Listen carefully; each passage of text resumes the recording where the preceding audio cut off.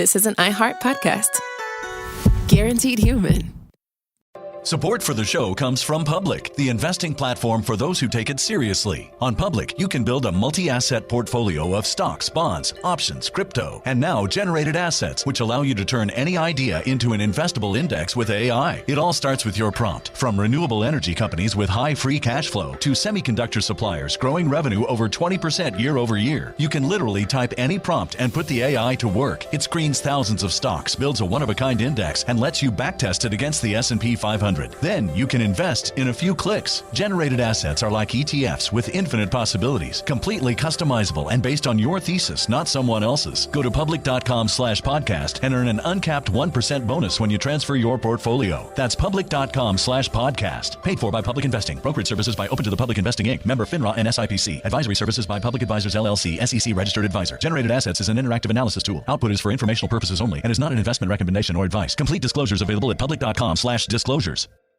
There's a difference between liking a house and actually getting it. Redfin is built to make up that difference and close the gap between finding and owning the home for you. Redfin agents close twice as many deals as other agents. So when you find a home you love, you're not a step behind when it comes to making an offer. That means less watching great homes disappear and more focus on the one you'll call home. Redfin helps turn saved listings into real addresses. Get started at redfin.com. Own the dream.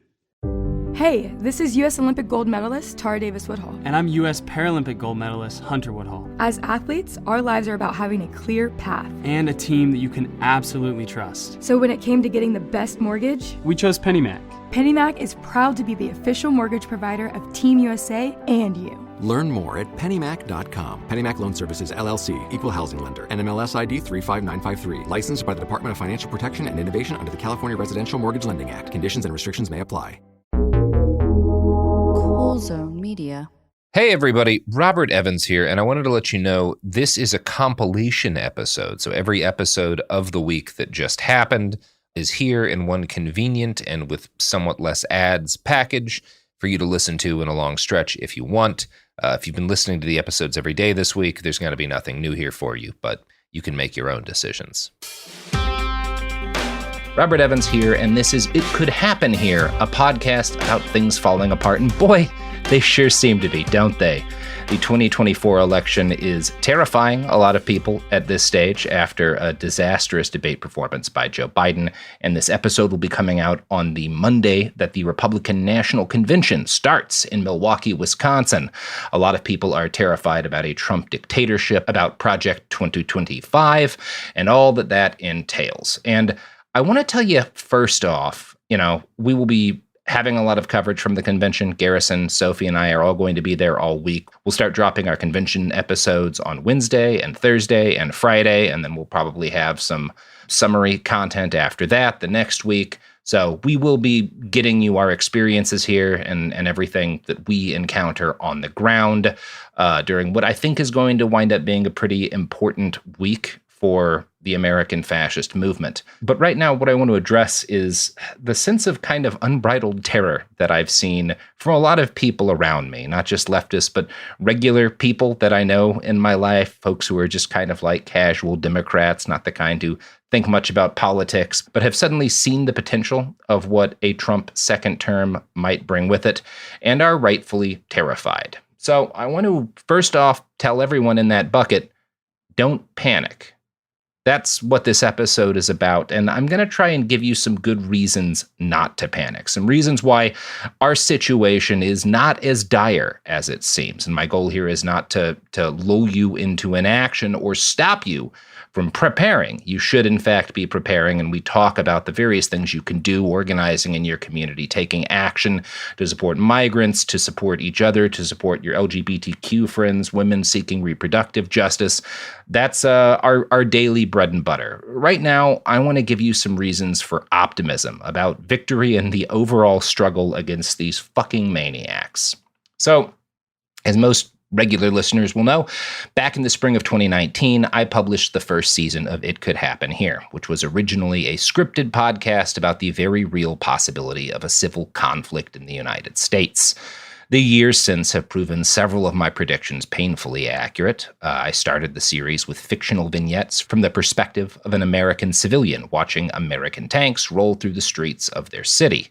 Within a year, thousands and thousands of listeners had variants of that exact experience thanks to the George Floyd uprisings. I was humbled and more than a little frightened by the response that some people had to the first iteration of It Could Happen Here. During 2020, while I was on the ground in 4 different states, dozens and dozens of people told me the series had influenced their own choices for how to act and organize on the ground with their friends out in the world. And that is humbling and a little bit frightening. And I promise you, I'm not laying this out to brag or try to make an argument from authority. I'm not saying I predicted something 5 years ago and was right, so you should listen to what I have to predict now.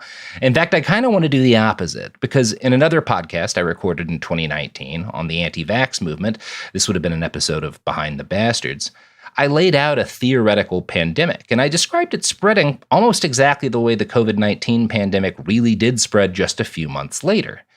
And yet, in February of 2020, when COVID-19 had been confirmed to have entered the United States and was spreading over other parts of the world like wildfire, I had friends ask me what I thought was going to happen. And, thinking back to SARS, thinking back to bird flu, thinking back to the Ebola, epidemic in 2014, my answer was, I don't know. It'll probably be fine, right?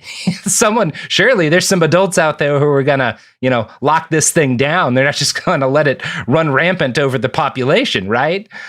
There's a term for what happened to me there, and it's called normalcy bias. Normalcy bias is the tendency to assume that whatever has gone down in the past will keep happening, often despite evidence to the contrary.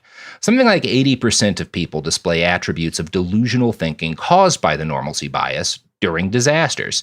Emergency responders sometimes call this negative panic. We got a great example of negative panic a couple of weeks ago. A video went viral of a bull that got loose during a rodeo in rural Oregon, and it started just absolutely goring random yokels who were like wandering around in between churro stands and beer carts behind sort of the stands. And a few of these people had the presence of mind to run. One guy even pulled a gun, and I don't know entirely how we want to rate that as a response. But a lot of folks just stared at the bull with just blank looks on their faces, utterly uncomprehending. You could tell from their body language that they just couldn't believe what they were seeing, and some of those people got rammed right in the fucking gut by a bull a second later. The immediate danger that their eyes were telling them was there just seemed too far-fetched to take seriously. The normalcy bias is an important cognitive error, but it's just one of the cognitive errors that regularly pushes mankind towards catastrophes. And while we're on that subject, I should warn those of you who'd like to try their hand at predicting the future of a separate cognitive delusion: catastrophizing. This is the tendency to assume that the absolute worst-case scenario will come to pass, and it's often a trauma reaction. When you've been blown up, you kind of always expect the world to blow up around you. If you have been in a relationship with someone who blows up, who screams or gets violent or threatens to kill themselves during arguments, you might find yourself expecting that from anyone else that you date, even if they've never displayed that kind of behavior. And if you've watched an in-the-bag, sure-thing presidential election collapse and usher in a new era of fascist political capture in your country, well, you might see that kind of thing happening and expect it whenever the polls open up again. The tricky part of actually predicting the future with any accuracy, which is a thing that I have been both professionally successful at and personally bad at doing, is balancing your normalcy bias with your catastrophizing. This is easier said than done, and I have noticed that my effort to reach this state has produced some peculiar cognitive effects of late. In the 6 months that led up to the first presidential debate, I felt constant growing anxiety about a second Trump term. Only some of my anxiety was based on polling, which didn't look great for Biden, but wasn't apocalyptic either.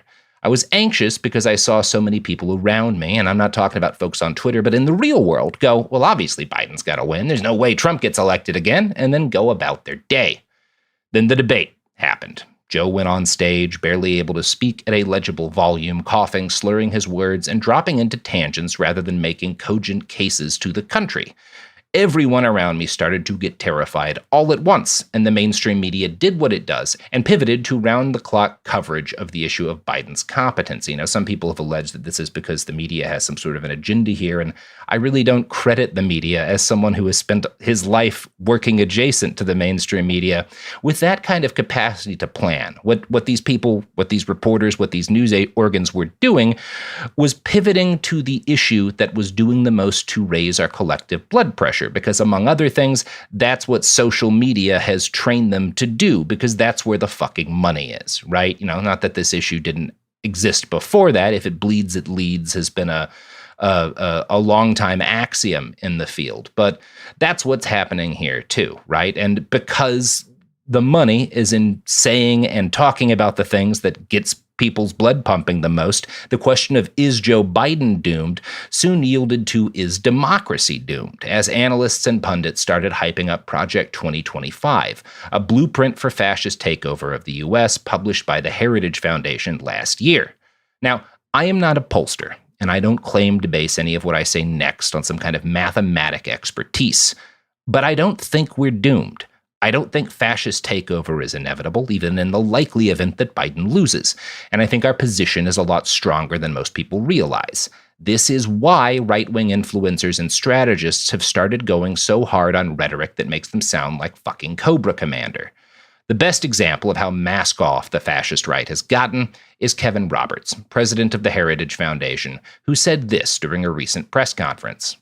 The reason that so many anchors on MSNBC, for example, are losing their minds daily is because our side is winning. And so I come full circle in this response and just want to encourage you with some substance that we are in the process of the Second American Revolution, which will remain bloodless if the left allows it to be. Another of these guys is Jack Posobiec, a former Navy intelligence officer turned supplement salesman and fascist political philosopher. Jack spoke on a panel hosted by Steve Bannon for CPAC, where he said this. I just wanted to say, look, welcome to the end of democracy. We're here to overthrow it completely. We didn't get all the way there on January 6th, but we will endeavor to get rid of it and replace it with this right here. We'll replace it with this right here. Amen. Now, I should note, folks, when he says this right here, he's holding up a cross necklace on a change. Jack's not a subtle man, but he does speak for a frighteningly large and influential block of Republicans.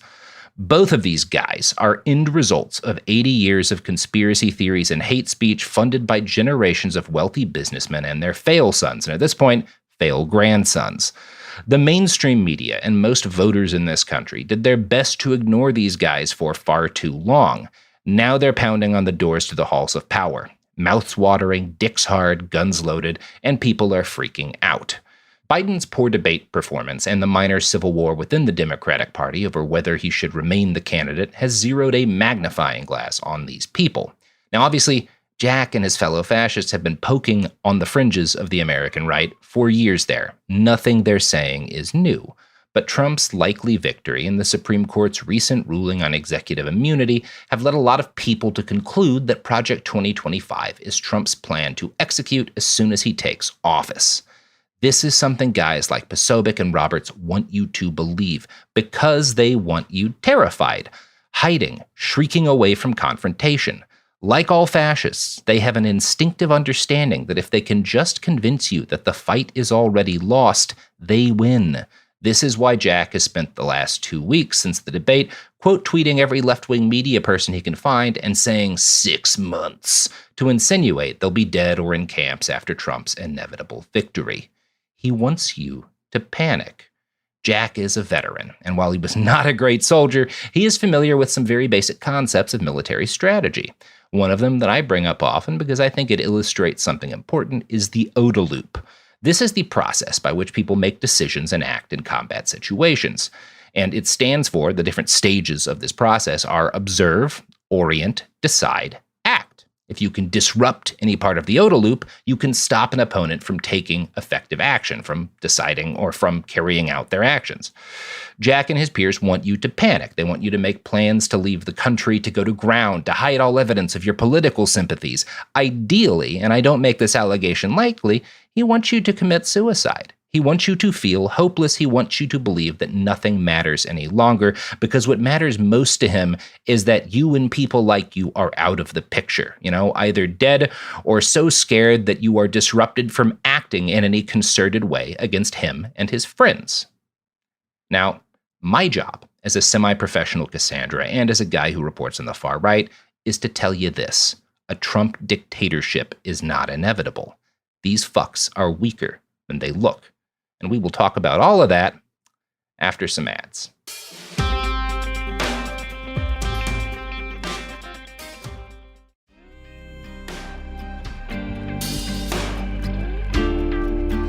We're back. Now, I am not primarily an election guy, and my work has never focused on the horse race stuff. The polls are bad for Biden, and I have no interest in trying to delude anyone to thinking this is all some big nationwide polling error.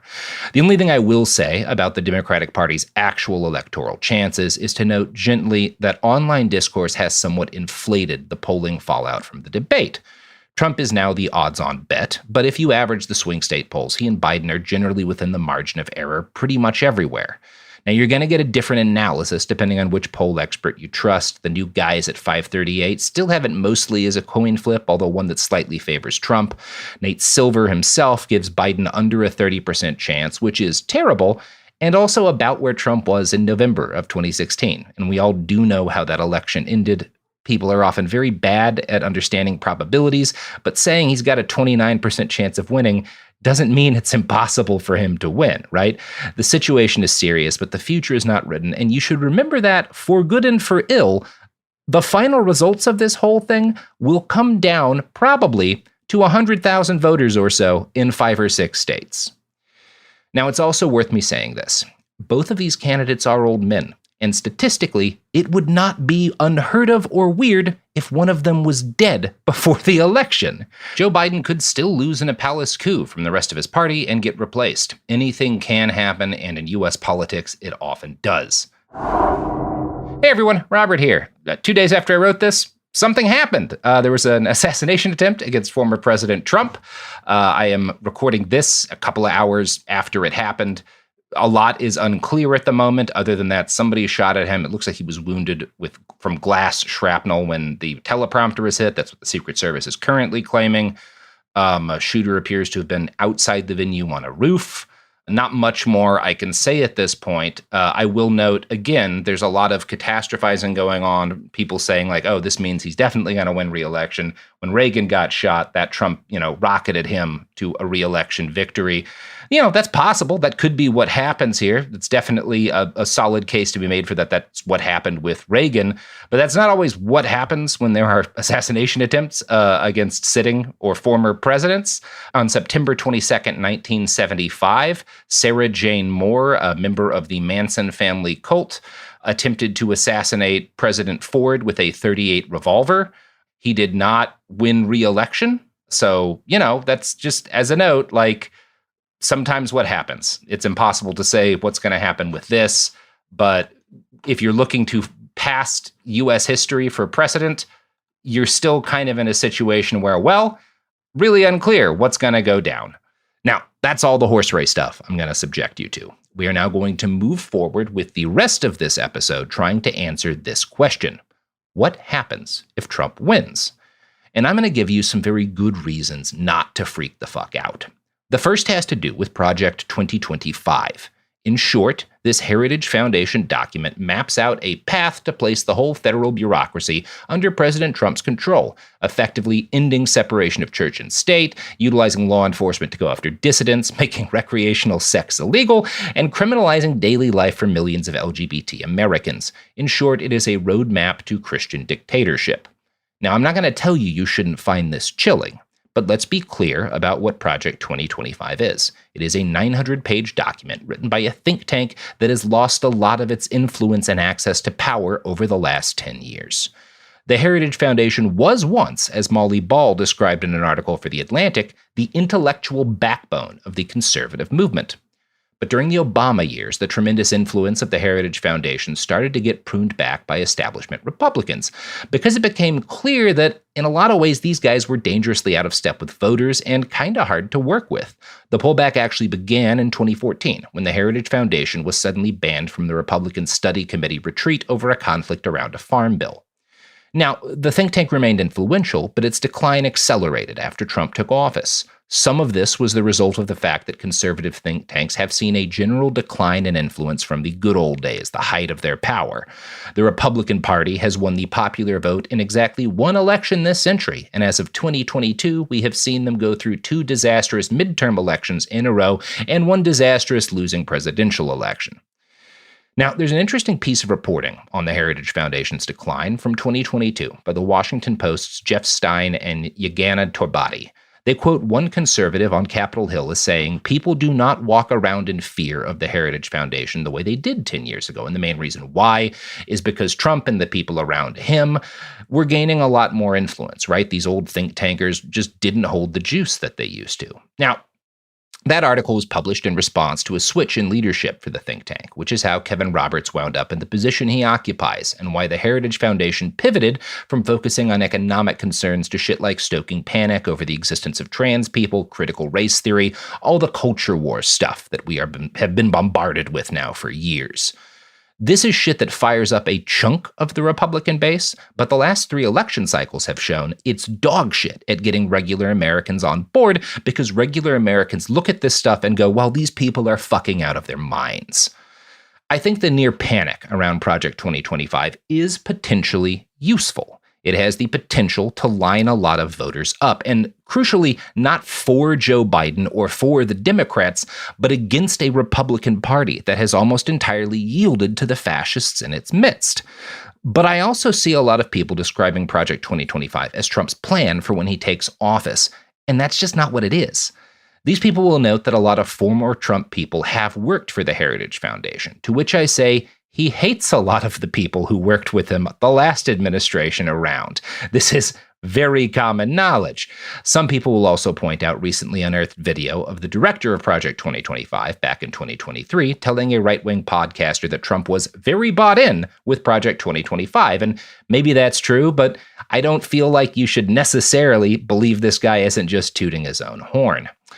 Now, that kind of belief, though, does merge with statements you'll see from prominent progressive media figures, people like Chris Hayes, who recently tweeted, "A big reason Project 2025 is so salient is because the actual Trump campaign has essentially zero policy apparatus, and the platform is just Trump Truth Social posts strung together." Now, I like Chris, and I agree that it is important to set the stakes here for voters and to talk about Project 2025 because it's fucked up.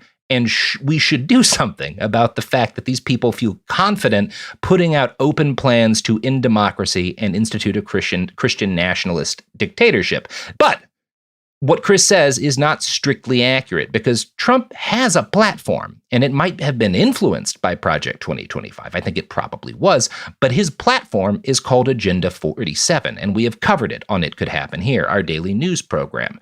This is something you should care about. In his Agenda 47 plans, Trump advocates for mass deportations of migrants, for an attack on the legal rights of the press and potentially the imprisonment of his political enemies. He threatens the use of special forces and airstrikes against cartels on Mexico's sovereign soil. There's a lot of crazy shit in Agenda 47. This is very serious stuff, and it is crucially the stuff Donald Trump has promised to do if he gets elected. Now, a few days before I wrote this, the former president took to Truth Social to officially disavow Project 2025. Now, do I think he's lying? Do I think he was aware of it? Do I think he cribbed some of it for Agenda 47? Yeah, he's Donald Trump. He lies all the fucking time. But I do think it's noteworthy that he feels a need to publicly and vociferously disavow Project 2025. And this is part of a general split between Trump and the faction of the party who want a strongman dictator type, but who aren't Christian nationalists, and the chunk who are. This is a natural cleavage, and we can see further evidence of this in the fact that Thanks to Trump's intercession, for the first time in quite a while, the Republican Party platform does not call for a national ban on abortion. And if you watch Trump during the debate, you can tell he's uncomfortable taking the standard right-wing line on this, because Trump is not a conservative Christian and doesn't really give a shit about abortion. He also knows it's not a vote winner. He can't entirely push back on the party on this, but he's clearly not motivated to do so. Now, does this mean Trump wouldn't sign such a ban into law? No, of course not. But it means he understands that while the Jack Posobics of the world have their use to him, he needs a lot of votes from people who rightly see those Republicans as scary. If Trump does take power again, these natural cleavages will become more pronounced, and Trump will also have to wield power in a severely divided country that does not like him or his policies. One thing that nearly all recent polling has made clear is that Biden's historic unpopularity has not made Trump more popular. Polls generally show a ceiling of around 42% of the country who like the guy, and that ceiling is remarkably stable. There is also evidence that the sudden media focus on Project 2025 and the fact that Republicans are actively planning to end democracy has cut into Trump's support.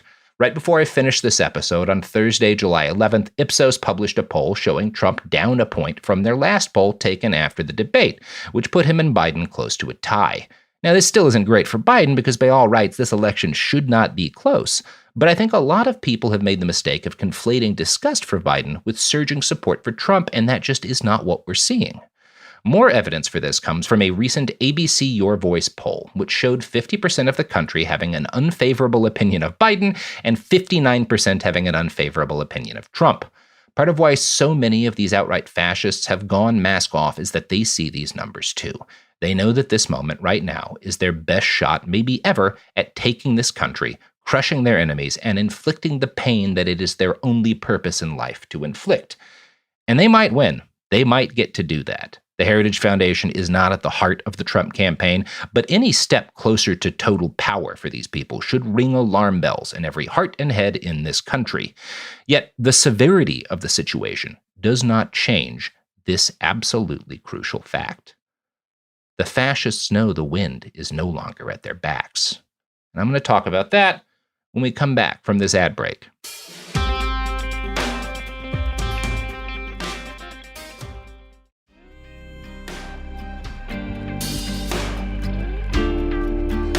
Despite how confident the Trump campaign and guys like Jack Posobiec are talking right now about their chances of winning, of dominating the government, of taking control of America for generations and purging the left, the reality is that their position is not nearly as stable as it seems.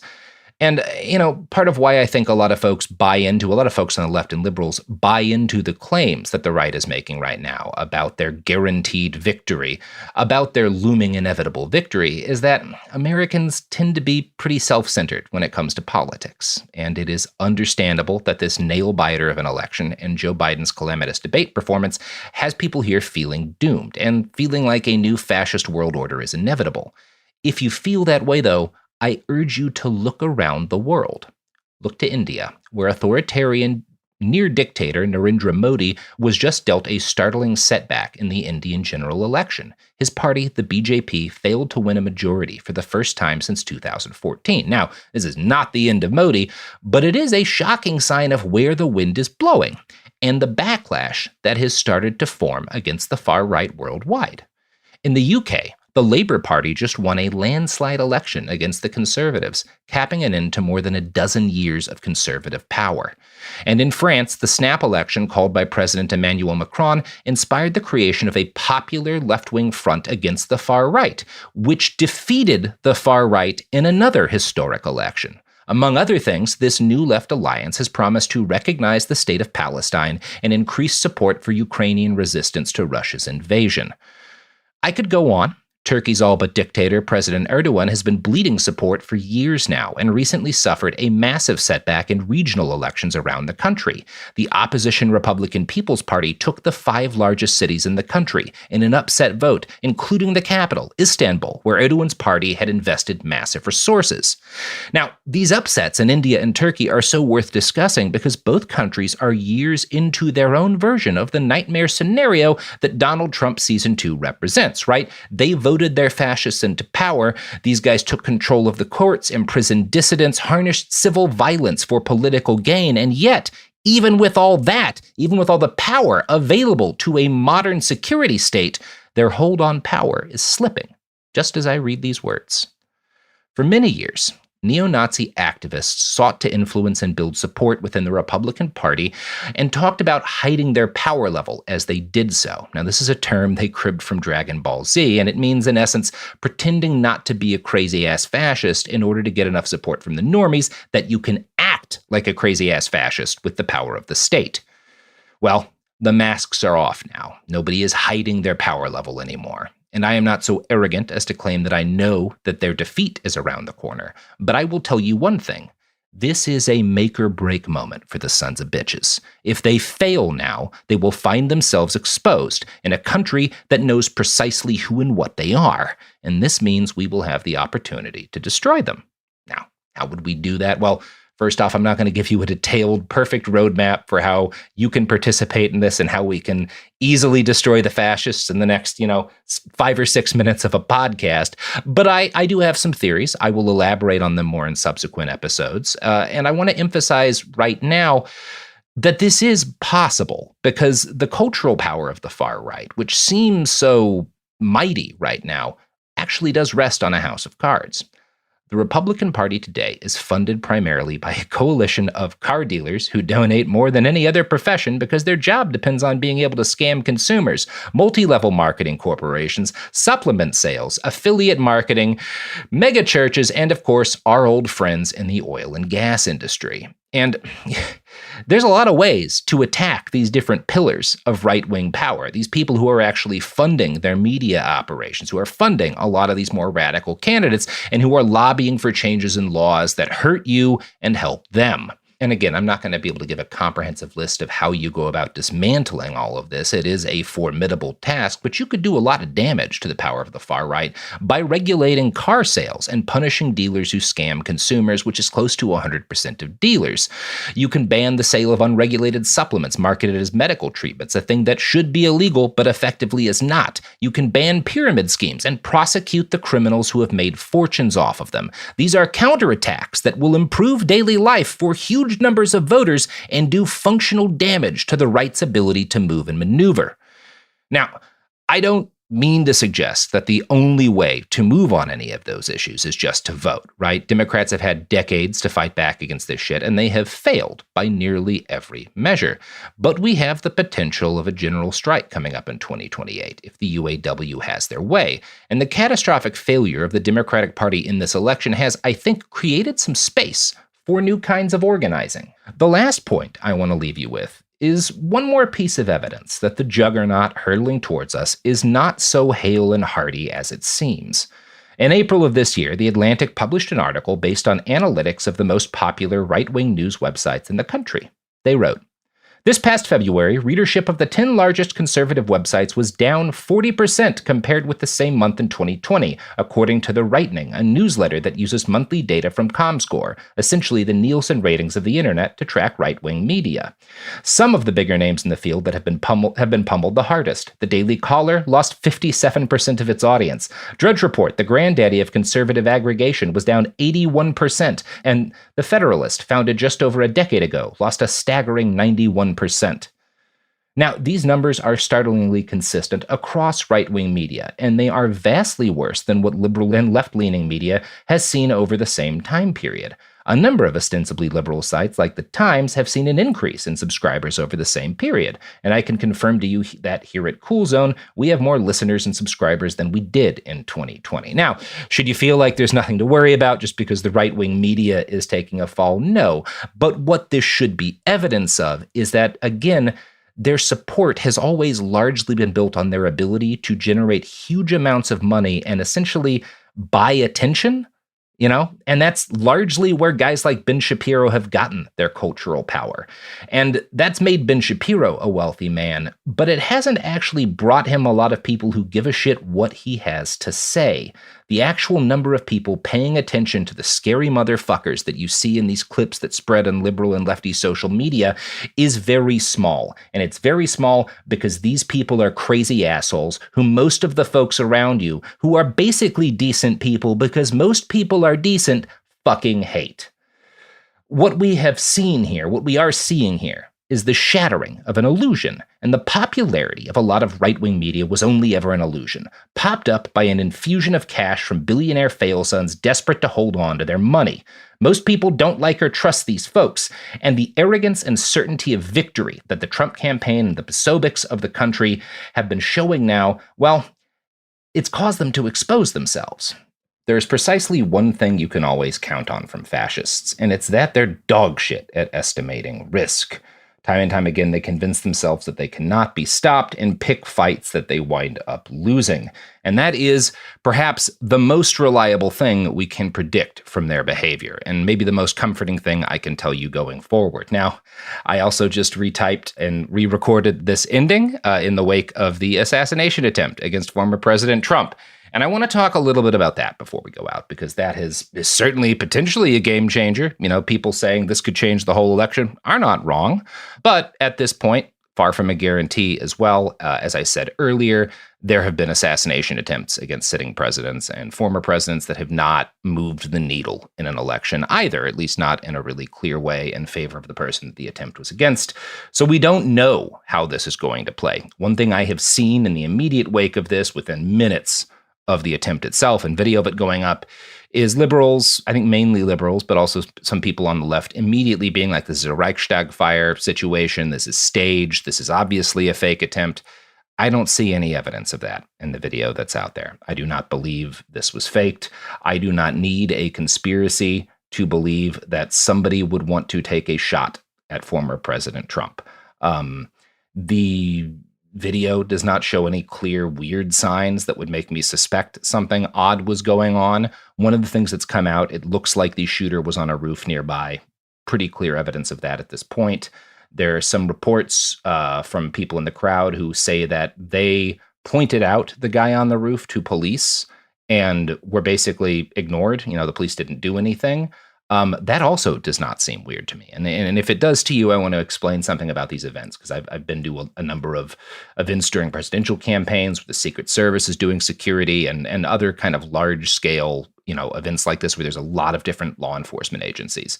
And at all of them, you will see snipers on the roof. It is not hard to find them. These guys, some of them, I assume, are very well camouflaged. I'm not saying I know I've seen everyone that's around at one of these things, but you see a lot of them, right? And so do the cops, right? It's just not abnormal. And there are always a ton of law enforcement agencies. This was just another Trump rally, so relatively minor as events in, a presidential campaign go, but you still have state and local cops. You still have at least the Secret Service, probably more than just the Secret Service when it comes to federal agencies. So, conservatively, at minimum, probably at least a half dozen different law enforcement agencies covering this event, right? And there's definitely going to be some people there who know where all of the snipers are supposed to be, right? Presumably within the Secret Service, but that is not the average cop on the ground. The average cop covering this event, especially walking around doing foot patrols, does not know where federal law enforcement has every single sniper set up. And they are like I started this episode talking about the normalcy bias, right? Well, that's not just a thing that you can trip you up when you are trying to predict the future months or years in advance. It is a thing that can trip you up predicting something a minute in advance, right? You see, as a cop walking through this event, someone says, hey, there's a guy up on the roof with a gun. Well, you've seen a half dozen guys on the roof with guns. You've been told there's a bunch of different Secret Service and DHS sniper teams up there. Maybe your agency has some guys up on the roof, sharpshooters. Not at all weird. You go, yeah, it's maybe you even see the guy. And the pictures I've seen looks like he was wearing camo, looks like he was wearing the kind of combat gear that cops wear, but also that anyone can buy, because cops look like, a lot of people who just buy this shit and do it recreationally, go shooting and training in the woods or whatever. Like it's not hard to gain access to gear that at a glance would look enough like a cop. And my guess is that this guy counted on the normalcy bias. He figured, my best shot at being able to get away with this is if I post up on a roof somewhere and assume that the cops that spot me immediately won't know right away what I am, right? And that does seem to be what happened at this moment. And, I take that as a lot of things. Very unclear how this is going to, again, affect the election. But take it as a warning against falling for the normalcy bias, because just because something seems like it's not weird, like it's not a sign of a change, of something very different about to go down, doesn't mean it isn't. Yeah, you can never trust your assumptions. And that goes both ways with this. I'm seeing a lot of understandable catastrophizing. This is a terrifying thing. I am, as someone who's about to head into the RNC, not thrilled that this has happened. But that doesn't mean we know what the fallout is going to be. It doesn't mean we know what the reaction and the result is. I mean, for among other things, this is not necessarily fully optimistic, but I don't know how much this moves the needle, because I don't know how many people who can be convinced would be swayed by something like this, for how many people this could change their opinion on the election, and how many people are going to believe that this was real and not, I've even seen people claiming that Trump bladed himself the way a wrestler would. Again, I think that's all nonsense. It's just really unclear how people are going to react, right? It's not worthless to look back to, the attempt on Reagan to try and see, and other assassination attempts and how they've affected elections. But all of that shit happened prior to the modern era of social media. All of that shit happened prior to everyone's brains getting broken by the internet. So I'm not going to tell you this is a good time. I'm not going to tell you things are chill. They the fuck aren't. But I am going to tell you the future is not written, and don't panic. Until next time, I'm Robert Evans, and this is It Could Happen Here. We'll be back later this week with coverage of the Republican convention.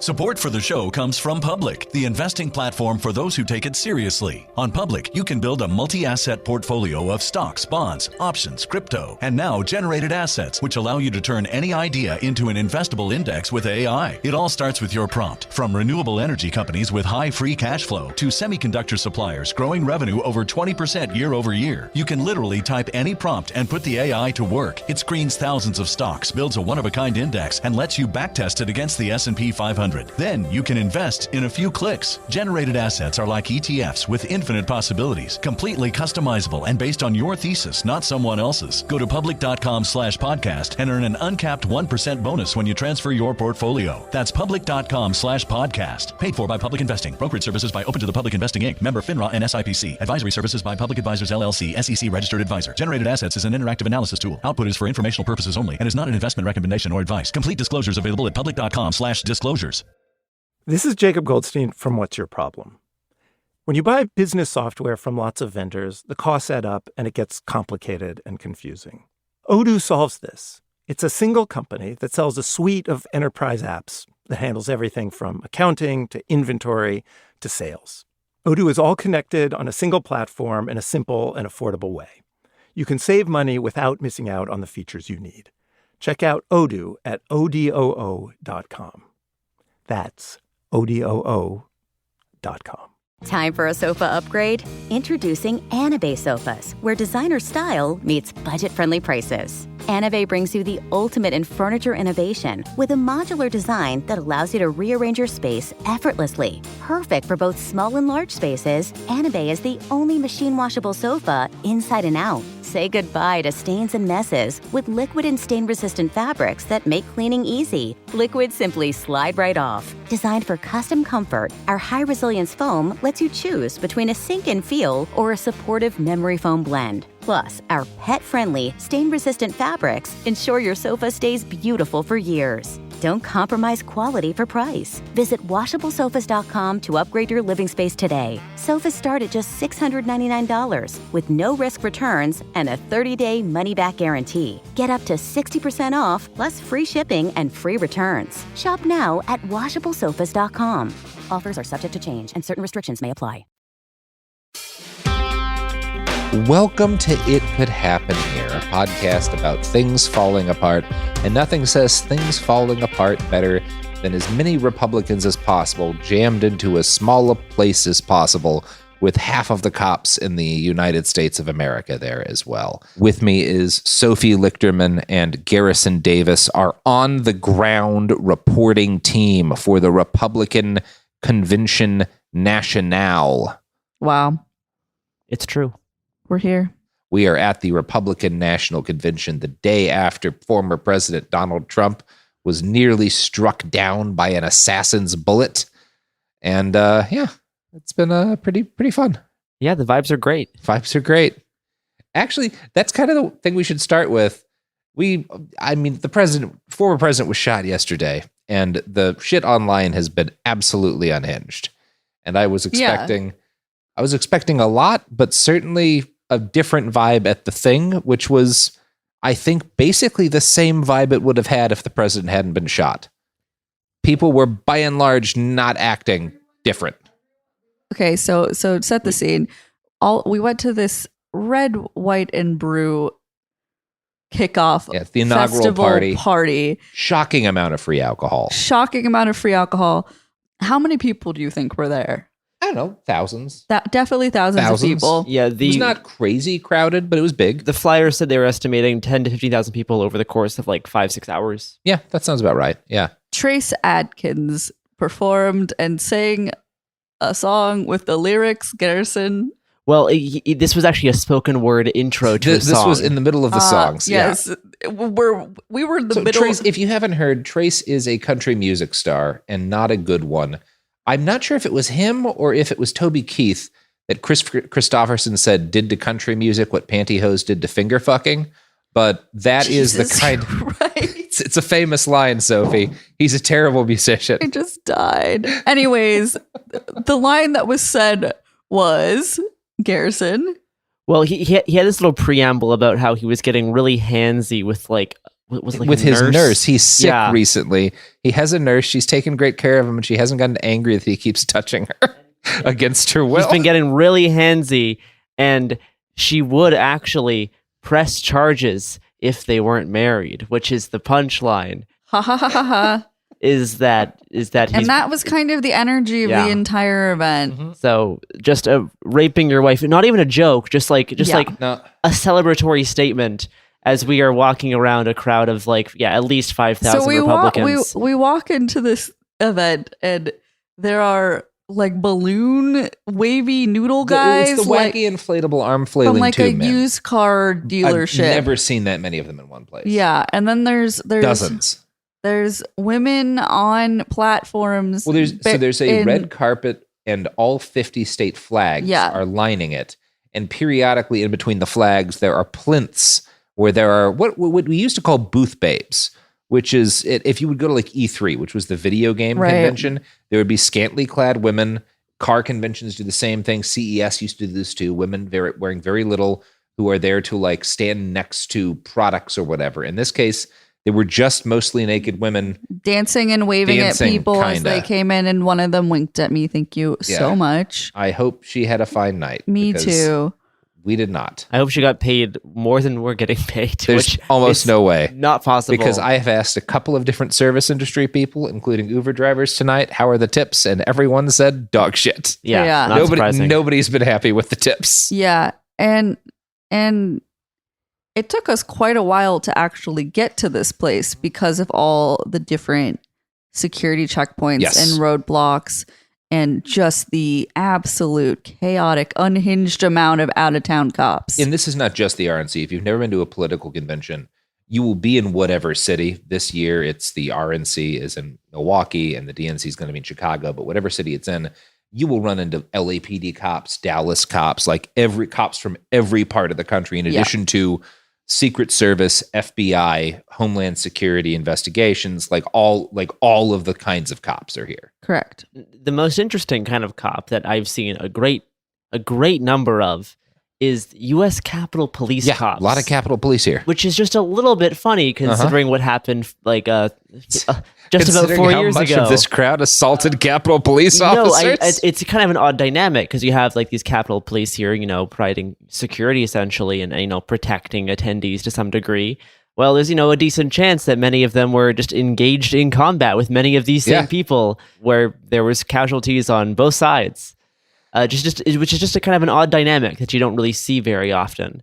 Yeah, honestly, again, it's the vibes have still been pretty much chill for an event like this. It has not been heightened in terms of like levels of anger.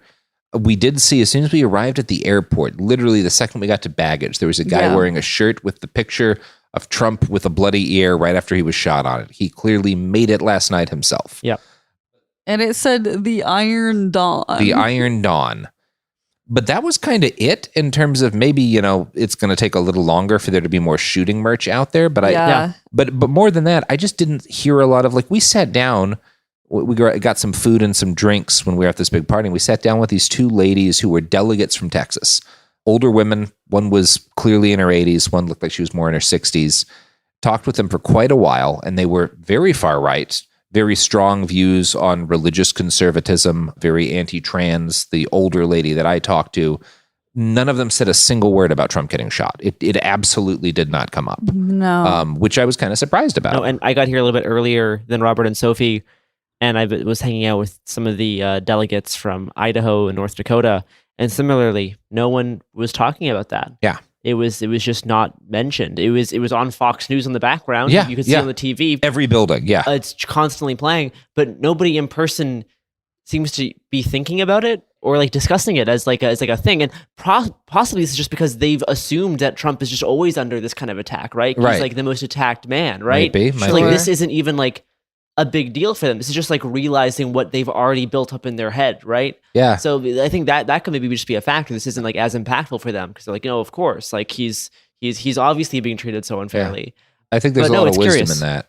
The only other thing I could think of maybe would be that just it hasn't sunk in yet because it's so big and so recent, and everyone coming to this probably, like us, was just crazy busy packing and like getting their lives in order for this. Sure. But I think you're probably onto something with that. Yeah, I mean, it's not a small thing. I mean, the people that we talked to, one of them was a delegate for the state of Texas, and they said they had to travel all the way. Their hotel is in Madison. Oh, so they have to commute back and forth from Madison to Milwaukee to come to this event.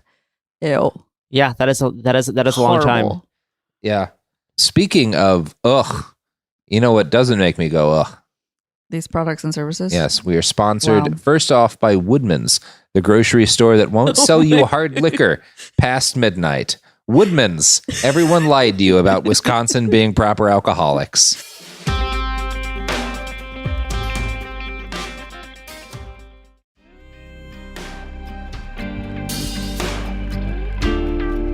And we're back, and I have to say that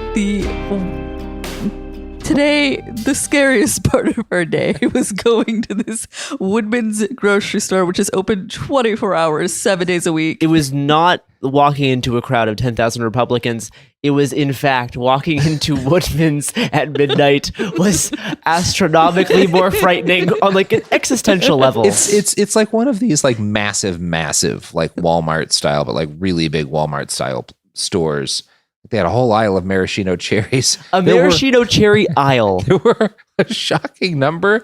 There was a fried onion aisle. There were a shocking number of like 4 to 7 year old children leaving the store. Just walking freely in and out. It was leaving this, so going somewhere, but with it was no so big adults. that there was 25 numerical aisles plus a full like alphabetical aisle. There were so many aisles they had to switch from numbers to letters. They would not sell us beer. And they would not accept credit cards either. Fascinating stuff. Anyways. You Wisconsinites think you people are alcoholics.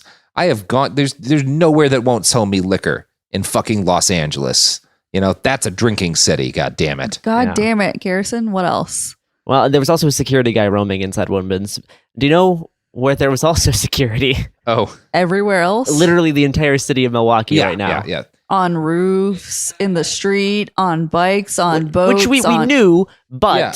Well, I honestly, this is not abnormal. I did not notice anything that I didn't recall from previous conventions. It did not seem... I think it just might be because there's so many... There can't be more cops. Like, they could not have had more cops. I'm sure people are more alert. I'm sure particularly the rooftop sniper teams are under the gun right now.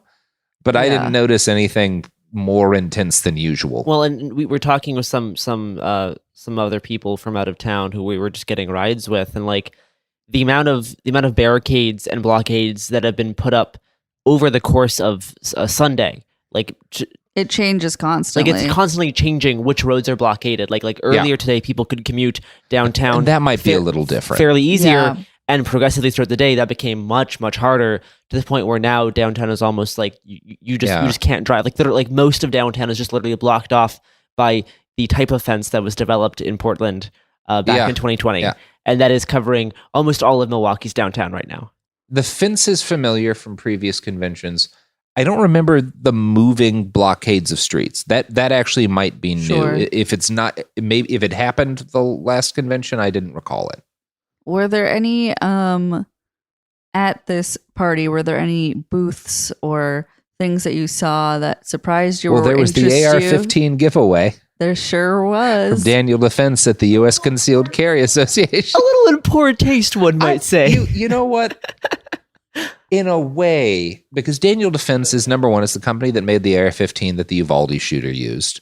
If you don't know guns, the Daniel Defense is most famous to people who aren't gun people for it was the company that made the gun that the Uvalde shooter used. In general, they are like a middle high-end AR company. They're not like the very nicest on the market, but they're not cheap. They're expensive guns. They're pretty well made, and they have made direct kind of buy-in and inroads with a lot of right-wing culture war gun figures. Like they have outreached more to like fascist types than because most big gun, you go to like Sig Sauer. Sig Sauer is not going to sponsor a Nazi type adjacent person or a Christian nationalist gun type person because they do big contracts, right? Like Daniel Defense has gone out on a limb with some like real assholes. It's weird because they didn't used to be like that as well. Like even like 5 years ago, Daniel Defense was typically like one of the more apolitical, not apolitical, but like very like less partisan gun companies. I remember when we were first talking about like different gun brands back in like 2020. It was definitely different, and they made some small shifts in the past few years. Yeah, it may just have been that just everything was a little bit less politicized than in that space. I don't know enough about the company in the back end, but I'm not surprised that they were sponsoring, and the thing they were sponsoring was the U.S. Concealed Carry Association booth, which offers like insurance for people who have concealed handgun licenses and the like. But they were doing a free AR-15 giveaway, which is definitely, some would say, in bad taste after what happened to the president. To be honest, no one would have thought about it at all. I kind of think it's like, you are the people that you are. No, yeah. I don't think anyone thought twice about that whatsoever. And by God, I signed up to win the gun. So me too. I did not. Sophie, you could have had an extra attempt. Sorry, not sorry. Was there anything today that, surprised you, or like a feeling you had that was like unexpected or anything like that? Not unexpected. I had a long conversation with the older lady who was a delegate from Texas. We talked about, because she first kind of wanted to know as press. She asked, like, basically, are you liars? In a nice old lady way, right? Yes, yes. That's we basically had that exact we had the same conversation on the other side of the table. Where I come from, there's truth and there's lies, and like one is real and one isn't. And I was like, well, I've been in a lot of situations where different people have different recollections of the same event, and like I don't know because I wasn't there, like who's telling the truth. So you just kind of try to gather so we got onto the subject of religion, and her attitude was that people should be free to do whatever they want to do, more or less, but they should have to admit it's bad, which was interesting as a take. I hadn't really heard that one before, where she was like, well, my husband likes to do stuff that's not godly, but he just says it's bad. And I don't think that gay people should be punished by the law, but I think that people should have to say that it's bad. And that was a peculiar stance to run into. Her attitude on Trump was that he was a fundamentally honest and good man. She didn't think he was perfect. She knows she's done some shady things because he's a businessman, right? But she thinks he's basically really good. It was interesting, like hearing her kind of lay some things out that way. We talked about trans issues, and she is fully convinced that little kids are getting mutilated all the time with transgender surgeries. But I asked, like, But what if a 20-year-old or a 24-year-old wants to get, on hormones or a gender, transition surgery? And she was like, well, an adult should be able to do whatever they want, which was interesting. That is interesting. But yeah, from a lady in her 80s or whatnot, like we had a relatively pleasant conversation, even though she is clearly someone who thinks that Christianity should be the law of the land and the official religion of the state, and everybody should have to acknowledge that Christians are right. That was interesting. I'm always fascinated by actually like trying to drill down with people at these events what they believe and how much of the rhetoric that like we see online is specifically transferred over to them. And when you get right down to it, they often believe in a lot of like the heart, like, believe that there are kids being mutilated or whatever. But also a lot of the rhetoric you get around like, well, we need to make it illegal to believe other things isn't as widely shared. Although I don't think that lady would actually fight against or have any real issue with people being criminalized for not being Christian. It's just clearly not her primary focus either.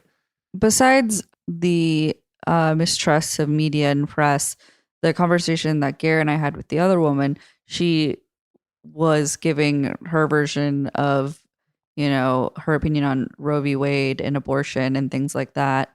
And one of the things she said to us was when she found out that we lived in Portland at a time, she was like, what was it like living in a city with liberals? And I think that's funny. And but it's like a different species to them. Yeah. I played around with saying, when people would ask where I'm from, either Texas or Portland, because both of those are technically accurate. And every time I said Portland, you got it. Like you got to look. Every single time you bring up Portland, you get a look. You can definitely tell that it's a shibboleth to these people. No, it means something. It's like it's the city of the enemy. Like it is like the representation of evil. Yeah. And that was really interesting. The other thing I noticed was just saying you were media. People's attitude changed a bit, but when we mentioned that we worked for the radio station that we worked for, I think most of them have heard, because there's a lot of right-wing talk radio that are technically coworkers of ours.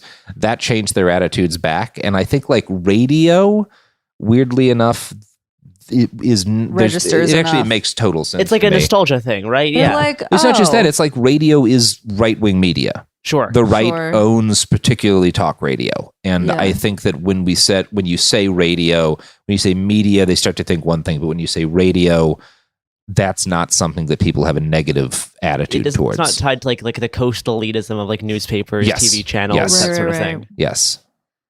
Speaking of coastal elitism, here's these ads brought to you by companies probably based on one of the coasts. Maybe not. Maybe a Midwest company. God, I hope not. Because the Midwest, again, it doesn't sell liquor at Woodsman's after midnight. You're a 24-hour grocery store. Let us have some alcohol. What is wrong with you people?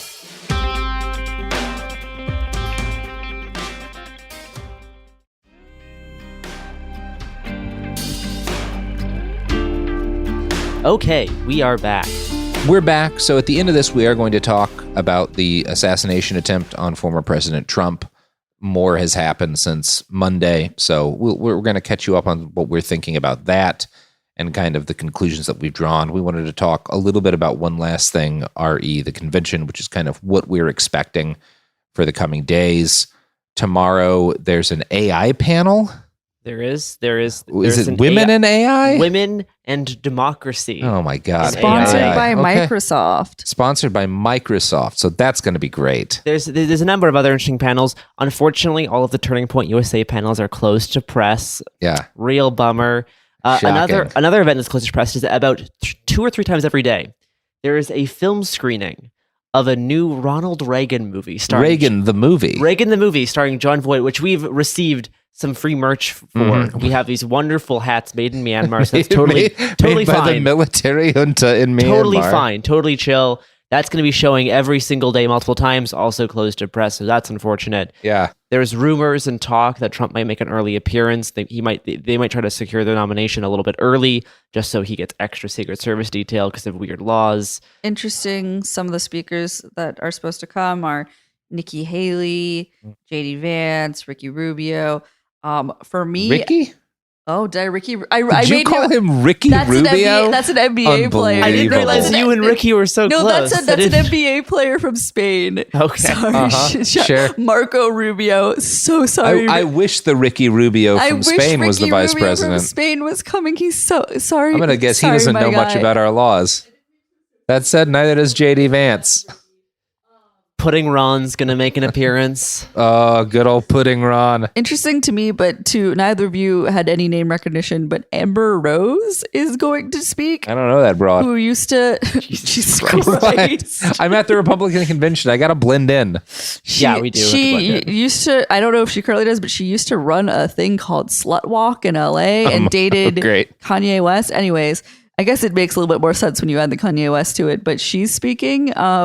Yeah, when you say used to date Kanye West, if we were like nothing about what she's doing could surprise me now. Yeah. And like all the Trump relatives are speaking besides Ivanka. Anyways, why not? We'll because she's not participating this time around for her kids. No. Good for her. Yeah. Well, that's good. Although I don't know if she doesn't participate enough, she might wind up in a golf course too.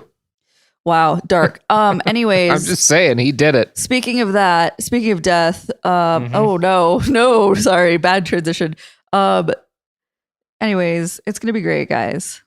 Yeah, I'm super optimistic about everything. I'm less worried about it. It's pretty chill. There were some protests, but the only protests were people that were complaining that the GOP was not pro-life enough. I talked about this when talking about kind of like fracture points that are already starting to appear in the GOP. One of the big ones is Trump removed mandatory national abortion ban from the Republican platform, and there were a group of people protesting out in front of the RNC, very angry about that. Yep. Most of the people I heard a couple of people talking about them seemed to think they were idiots, which is interesting. But yeah, had that experience. Yeah, the only protests we've seen so far is people farther to the right on certain issues. People who sucked even worse than the people there. I guess one last tip, but I will share that kind of segues into our next discussion involving a firearm. So I had a little room mix up with some like North Dakota delegate because we have the same last name. So we got our room switched. So I was just sitting on my laptop working, and this guy, scans in and starts opening the door. And he's like, "Oh, sorry, I didn't realize, blah, blah, blah, blah, blah." We figured it out. We were both, so then we got in the elevator, both to go down to the front desk to like get this sorted. And he remarks to me saying, "Well, I'm sure glad you weren't packing when I busted in the hotel room." And I'm like, yeah, I guess. And it was just a fascinating little glimpse that like, that was the first thing that came into his mind, is that if someone opens your hotel room door, is that you're just gonna start shooting them. Blasted? You're just gonna start blasted. Like that was like his like immediate thought is that good thing you didn't have your gun on you. And like there was just such like an assumption of that is like the correct thing to do. Yeah. Is if you see your door you start to get open, you just start firing away. And I found that to be a really, really interesting moment. Speaking of firearms, let's talk about that dude who shot the president and then got shot. Barely and also killed that guy whose Twitter presence wasn't great. Yeah, so I want to talk about the shooting a little bit because we're now at the point where some stuff has started to settle out. And we have... it's at the point where I think it's very unlikely we're going to find much more on his social media. It would have been found by now based on the way these things work. Could be a manifesto somewhere, could be a treasure trove of info somewhere, but I think something would have come out about it. So my guess is this is like the Vegas shooting. If you think back, Stephen Paddock shooting where he killed like 70-something people at that country music show, something that's going to be an enigma to people for a while. And it makes a lot of sense to me. I know it makes a lot of sense to you too, Garrison, and I kind of wanted to talk about why, because what we do know about them that is confirmed is some of their former classmates have talked to press. Some of those classmates have said, I don't recall the shooter being particularly political. There are some people who said, no, he was really conservative. When we would have like class debates, he would sometimes be the only guy on like the right-wing side of it, arguing a point or whatever. But no one seemed to say that he was like weirdly right. Like he was conservative the way that like right-wing kids in a school are, but not in a way that people are like, oh, that kid's a fucking Nazi. And in a way that makes you just kind of like antisocial and kind of alienated. Because And he was not a very social kid. Some people say he was bullied. Most kids are. I was, bullied. So I don't know that he was exceptionally bullied. He tried out once for the school rifle team, was not very good, was so bad they didn't let him try out again, which is interesting. He wore hunting gear to class. He would wear hunting gear to class. Not abnormal. That's like real tree camo. We're in the Midwest. Like that's not exactly. uncommon. Not wildly weird. Oh, I guess he's in Pennsylvania, but still in Pennsylvania. It was nothing that really set anyone off. But it is also like all pretty conservative stuff. And just like the gun YouTube channel, he's wearing a Demolition Ranch shirt. Demolition Ranch is probably the largest gun YouTube channel. They are effectively like a media company. Like they're a small media empire. But they're also, they're definitely conservative. Some of the guys who work at that company, you can tell, associate with further right guys. But the videos as they gun put tubers out, go, their videos are relatively free of politics because they're big enough that that's bad for their business, right? Really, or they don't indulge in like partisan politics or like political opinion. It's not like there are guys there's a guy named Louis Botkin who does a lot of videos where he will be doing like literally assassination drills where he's basically like planning to like murder people in their cars. Yeah. Or people who, pepper their videos with like anti-trans jokes, right, which we're seeing lots more of. This was not that. And I'm not saying that. Some people on Twitter, when I bring this up, get like angry, being like, you're trying to protect the conservative. Like, no, I don't care about that. I'm just saying this isn't the shirt you wear if you want to signal that you're like far right. This is a shirt you wear if you're kind of into guns, but maybe not very good with them. Yeah. Right? Like it's just kind like of a very light hobbyist. Yes. It means about as much as a guy wearing a John Wick t-shirt. Yeah. Right? Like that is kind of the level of that of what that implies, more or less. So I guess kind of where we're standing is when we think about why he did this, and that's the question everybody's kind of asking. I don't get the feeling that this guy was motivated by what most people call politics. I think he was a guy who was certainly more on the conservative end of things. I don't get the hint that he thought Trump was a dictator he needed to stop. I don't get the hint he may have been an accelerationist and that he thought that this would push some sort of civil war to completion and, that would go well for the right. That's not impossible, but I haven't seen any evidence of that. The most interesting thing that you said to me about it, Robert, and I think, Gary, you also said the same thing, is like, he was local. This was local. It was convenient. I think the feeling I get is that if Biden had showed up, he would have taken a shot at Biden. No, I think that the model that we can look at this is the same model people have used for a lot of school shootings. There is a degree of like apathetic, a degree of just like suicidal action, and a degree of wanting to make some kind of impact, wanting to do some kind of thing that gains you a sense of like infamy. Even and school shootings simply just don't do that anymore. Mass shootings don't really do that anymore. You could kill 5 or 6 people, 10 people at a grocery store. It doesn't move the needle. I believe there's a decent chance, based on kind of the very like unpolitical online presence this guy has had, including from his Discord account. There's just simply no evidence he had any kind of real political motivation. And instead, all of what we've heard about his behavior and his politics seem just way more similar to the profiles of mass shooters. And this, I think the Trump thing was a convenient, was a measure of convenience, having this happen in your hometown. I think it possibly could be just as likely if Joe Biden was doing a rally, he might have tried the same thing. I don't think this was any more politically targeted than that, because we simply don't have any evidence to suggest that. And the few evidence we do have matches up with a lot of the profiles of these older kind of like more like Columbine style mass shootings. This seems like a Columbiner more than anything. Columbine, there's been well over 100 different mass shootings inspired by that mass shooting. And the thing overwhelmingly that occurs to me just with what we get about this kid is if I had to describe his politics as relates to this shooting, it's not he's a right winger or a left winger. His politics are he's a mass shooter. Yeah. Right. Sure. This is a guy who worships probably did to some extent, was obsessed with the aesthetics of mass shootings. This was a guy who wanted, to be famous, and he saw an opportunity to do it in a place where he knew the lay of the land. Wanted to make it in the history books, and this was the only way. And he did. He'll be in them, And I'm interested in what that means, because we've had a wave for years of people doing mass shootings in public places because it used to get you into the history books. Not anymore. Not anymore. This kid is in the history books now, and I kind of wonder if this is going to lead to a shift in the people who have previously been shooting up schools and grocery stores going, well, if I want to get noticed, shooting up a school won't do it. But if I take a shot at insert political candidate, please, Secret Service, this is theoretical. The thing this actually reminds me of a great deal is like this feels more similar to like the John Lennon shooting, honestly. Like that is I think a much closer model. And I think a lot of people who are viewing this as political violence find this to be a very confusing incident.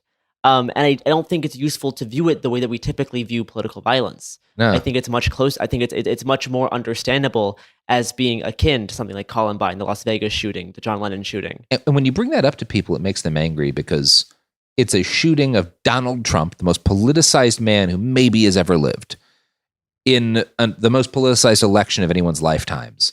And people get really angry when you suggest this might not have been political in the way that you conceive of politics, because they want it to fit into, even if it's a scary box, a box that makes sense. And there's something so alien about a guy who, this was just the best way for me to die and be remembered, is so different. And this guy is younger than I am.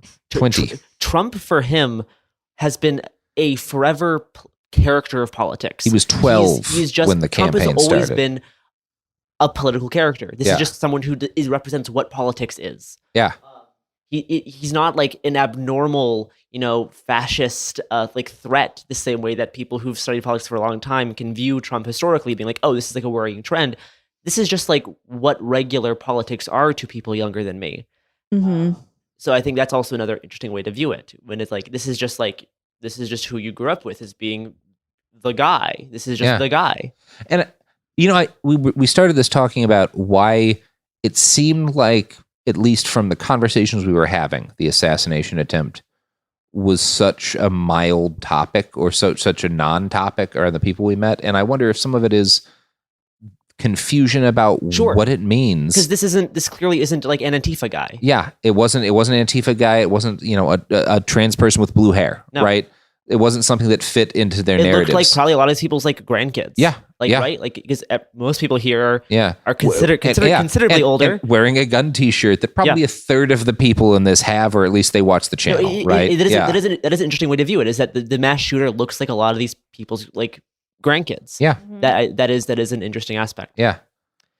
Well, anyway, folks, I hope this has been enlightening.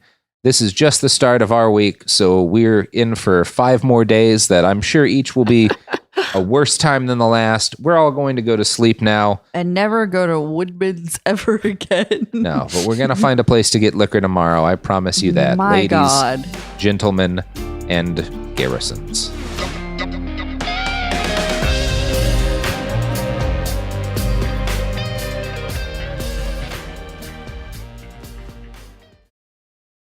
Support for the show comes from Public, the investing platform for those who take it seriously. On Public, you can build a multi-asset portfolio of stocks, bonds, options, crypto, and now generated assets, which allow you to turn any idea into an investable index with AI. It all starts with your prompt. From renewable energy companies with high free cash flow to semiconductor suppliers growing revenue over 20% year over year, you can literally type any prompt and put the AI to work. It screens thousands of stocks, builds a one-of-a-kind index, and lets you backtest it against the S&P 500. Then you can invest in a few clicks. Generated assets are like ETFs with infinite possibilities, completely customizable and based on your thesis, not someone else's. Go to public.com/podcast and earn an uncapped 1% bonus when you transfer your portfolio. That's public.com/podcast. Paid for by Public Investing. Brokerage services by Open to the Public Investing Inc. Member FINRA and SIPC. Advisory services by Public Advisors LLC, SEC registered advisor. Generated assets is an interactive analysis tool. Output is for informational purposes only and is not an investment recommendation or advice. Complete disclosures available at public.com/disclosures. This is Jacob Goldstein from What's Your Problem? Business software is expensive, and when you buy software from lots of different companies, it's not only expensive, it gets confusing, slow to use, hard to integrate.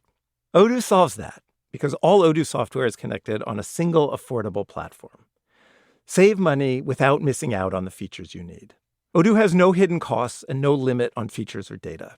Odoo has over 60 apps available for any needs your business might have, all at no additional charge.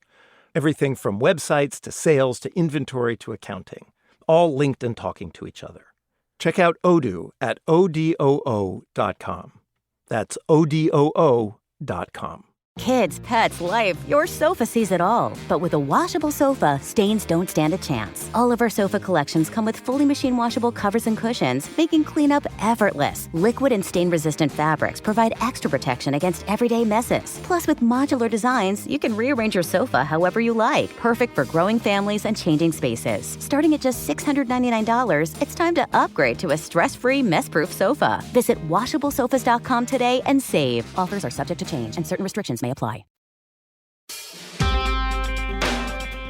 This is It Could Happen Here. I'm Garrison Davis. I'm joined with Robert Evans and Sophie Lichterman for day one of the official RNC, the Republican National Convention. Robert, Sophie, how's your day been? Well, I'm tired. It was a long day. It was very red. Yeah, a lot of red. It was very loud. The drinks were very expensive. Yeah, we got so many free drinks yesterday, and not today. No, not once you're in the convention center. I don't know. We were trapped in a room with a lot of people who were either used car salesmen or spiritually were used car salesmen. Also, a lot of people who want to kill me specifically. Yes. We'll talk about that. We'll talk about that more later. Yeah, today, just structurally, what happened is, it was a series of speeches. So you had, first off, the big floor vote, right? So we got to watch all of the different states had their delegates, and they have to formally, even though everyone knows what's happening, they have to formally follow Robert's Rules of Order or whatever and confirm that Trump is the nominee. And then they announce and confirm the VP, who you all know by now was J.D. Vance. We'll talk, might as well talk a little bit about him now. J.D. Vance is a guy who, in the wake of Trump's initial victory, he's a dude who came from Appalachia, sort of part-time, went to an Ivy League school, did some time in the Marines, and then made a bunch of money in business. And then when 2016 happened and a lot of liberals were like, wow, how could Trump have won election? He capitalized by writing a book trying to explain the Appalachian experience, even though, again, he only kind of lived there part-time and mostly, had abandoned those people and that part. The book is about him abandoning that part of his life as soon as he possibly can. Not a great book, by my opinion, as someone who grew up in a really fucking poor town in the Deep South. But is he technically a millennial? Yeah, he's the first millennial who might become vice president. That's a big part of why I think he was picked. Agreed. Yeah, that's a big part of why. So it was time for them to announce J.D. Vance. They officially approved him. Delegates officially approved him, which happened very quickly. Mm-hmm. And he came out to chants, and Ohio, where he's from, was very stoked to have him there. Lots of chants of JD. You're right. He had a hype man. Yeah. And he vanced his way out there with his wife and looked emotional. And all I know is that he really fucking hates LGBTQIA people, and I really fucking hate him. Uh-huh.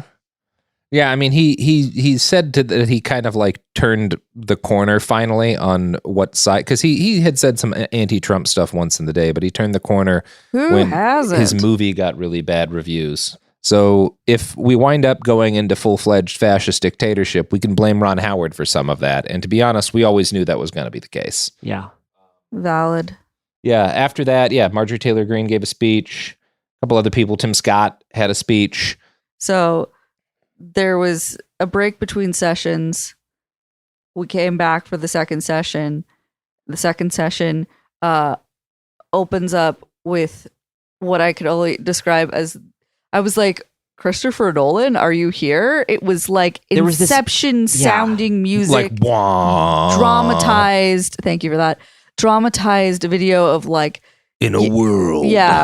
Showing crime and people losing inflation, money and women and babies crying. And then there's literally bad clip art of money on fire. Clip art of money on fire. And it was 3 to 5 minutes long, very long, because I took a video of it. It felt like a really bad action thriller trailer. Yeah.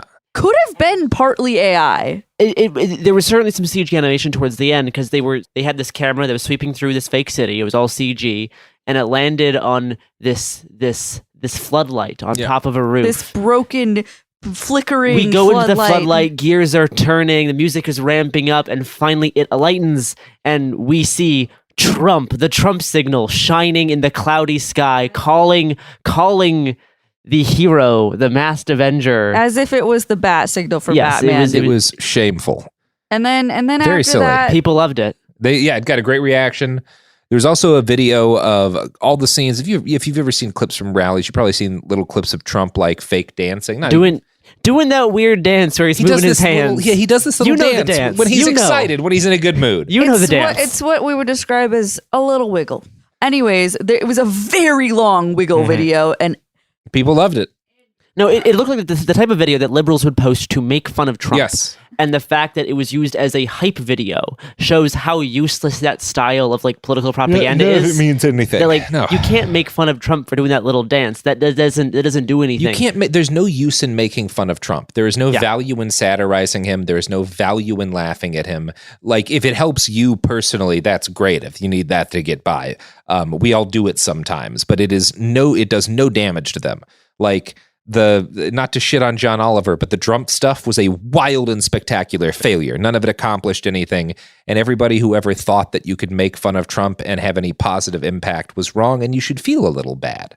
I do. Because they used it as a hype video. They used it to stitch between their different musical acts, their different segments, and oh boy, the music. So the music was better than the music at the welcome party that we talked about in our last episode, but that bar is not very high. It's all country music, right? There's country music cover bands. No, it was not all country. No, there was a lot of like 90s stuff. There was fucking. It's played in the style of country but there music. was that buy your boat guy. There was the Buy me we'll a talk boat. about the buy me a boat guy. They had a Fleetwood Mac song. Someone did You Can Go Your Own Way. There was like essentially like the run of the evening and run dad of the rock day. and country music. My apologies. It was dad rock and country music. You know what? I have to tell you, we do not care enough to argue about this. Anyways, the music was fucking mid.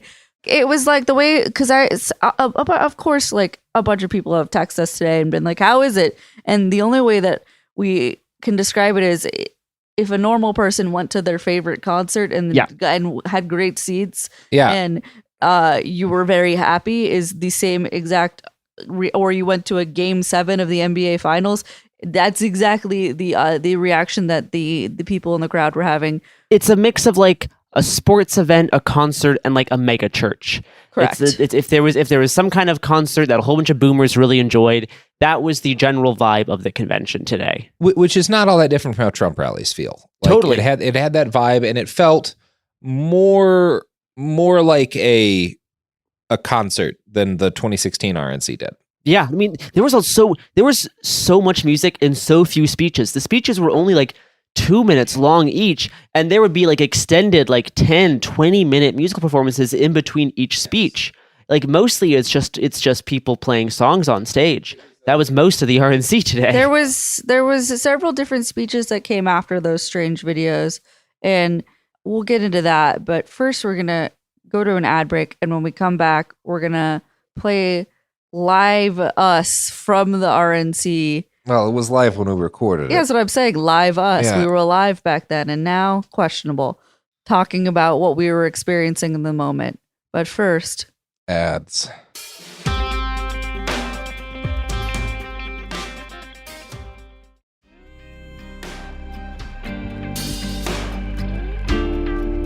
Okay, we are back. And now we will tune in to our recording we made on the convention floor. Dun dun dun. Okay, we are, recording live, broadcasting a little bit later, but recording live on the ground at the Republican National Convention. We've had a very busy morning. It's now mid-afternoon. We're in between sessions. The first session just wrapped up. And we thought we should record some of our immediate thoughts before our little debrief tonight. I guess let's start with Robert Evans. Yeah, well, first off, my main overwhelming kind of takeaway is that the tone and tempo of this is a lot milder than I expected. And I think it's because the overwhelming majority of people here are extremely conservative, the most dedicated and active members of the party. but it's not like the Proud Boy crew over. Definitely some of those people here, but these are electoralists. These are electoralists. Most of them are a lot older. I would say the average age is somewhere between the late 40s to the 60s of like people you encounter here. And it is interesting to me that I have not, as soon as like we said yesterday, as soon as we landed, we saw a guy with a Trump after he got shot, sticking his fist in the air shirt. I haven't seen a ton of that on the ground here since. I've not seen a ton of it, nor have I seen a ton of direct references to it. I guess Sophie here, I think the main reference that I've seen is when they did the delegate official photo. That would be the big one, yeah. They all turned around and raised their fist in the way that Donald Trump did after the attempted assassination, which was fascinating to me. Yeah, especially given the lack of otherwise direct emphasis on what happened. And maybe that's coming up. I kind of do, the way I'm interpreting it now is, because the thing that just dropped a few minutes ago is the FBI got into the shooter's phone. So far, preliminary findings, nothing in there that makes it clear why he did it. So I kind of think they may just be sort of confused as to why one of their own seemingly carried out the shooting. Not really clear what the rhetoric on the shooter should be, but very clear on how they should respond to the Trump photo, which is the primary takeaway from that. Is the photo, is the pose, is him cementing his image as this indestructible man who's constantly under attack, right? And so it makes sense to me that they've adopted that hand sign, and I expect we'll see more of it. And boy, howdy, does it just look exactly like the hand sign from the far right that everyone's familiar with. So as we were kind of in between speakers, they had this little band playing, and we happened to be sitting next to one of the younger people that I've seen attending the convention, but like still like an adult, like a very young adult, maybe 21 maybe. He 20 said, at most. He couldn't have been older than 21 because he said this is his first election he'll be able to vote in. First presidential election. So probably a little bit younger than me. It's interesting because yesterday we talked with some very old people, and today we talked with some very young people and it is an interesting contrast. So yeah, this young conservative from California, but now lives in South Dakota, and I don't know. We were asking him about like what focus he has in politics. He seemed really concerned about the economy. That was kind of his main issue. Almost the only thing he wanted to talk about was the economy. He was, one thing I'll say, very good-natured. Like not in the I am doing a PR thing, I am trying to put on an image, but just in the not at all aggressive, did not react kind of negatively to the fact that we were media, which you get a lot of that at events like these. He expressed that the only places he gets his news is Fox and News Nation on TV. He is not on social media, which I found interesting. And statistics suggest, obviously, that's not the norm, but it is a growing number of Gen Z and Gen Alpha kids who avoid a lot of the internet. Well, and especially among conservatives. I mean, there is a lot of young conservatives who do get their news on TikTok, who do get their news. Podcasts are one of the biggest ways that young people to the right get their news. Obviously, like the Daily Wire is very dominant in the podcasting scene. But no, I found that very interesting, and I assume it's probably influenced by his family. Yeah. Whatever's on the family TV. His uncle is about to be the mayor of Huntington Beach, California, and is the sheriff. Huntington Beach is the most conservative city in California by a pretty wide margin. Yeah, no, he expressed a lot of frustration that we were giving lots of money to Ukraine, that he felt that Zelensky was spending on himself instead of on the military. And yeah, I mean, he seemed like a good old Christian boy. He was very, very into the praying section of the night. I asked him at some point when J.D. Vance was coming out on stage to be announced like the official vice president, if he thinks that they're going to win this year. Like, do you think that the Republicans are going to win? And he said, yes, if it's fair. Yeah, that was the same. That was the first thing I asked him, and that was the same answer he gave me. And, speaking of Vance, because Vance is my first thought and a lot of people's first thought, and I think this is probably the accurate thing to say about Vance. He does not provide a lot to Trump. Right? He's not a guy who won by a wide margin. I'm not even confident he on his own does anything to deliver his state, Ohio. But what this kid brought up and what I suspect Trump sees in him, because when I asked, what do you think about J.D. Vance? He repeatedly said, I think he's loyal. I think he really likes Trump. I think he's loyal. And I did bring up the fact that Vance has said bad things about Trump in the past. And then he went on this thing where he was like, I think that DeSantis and Trump really like each other. It's all politics.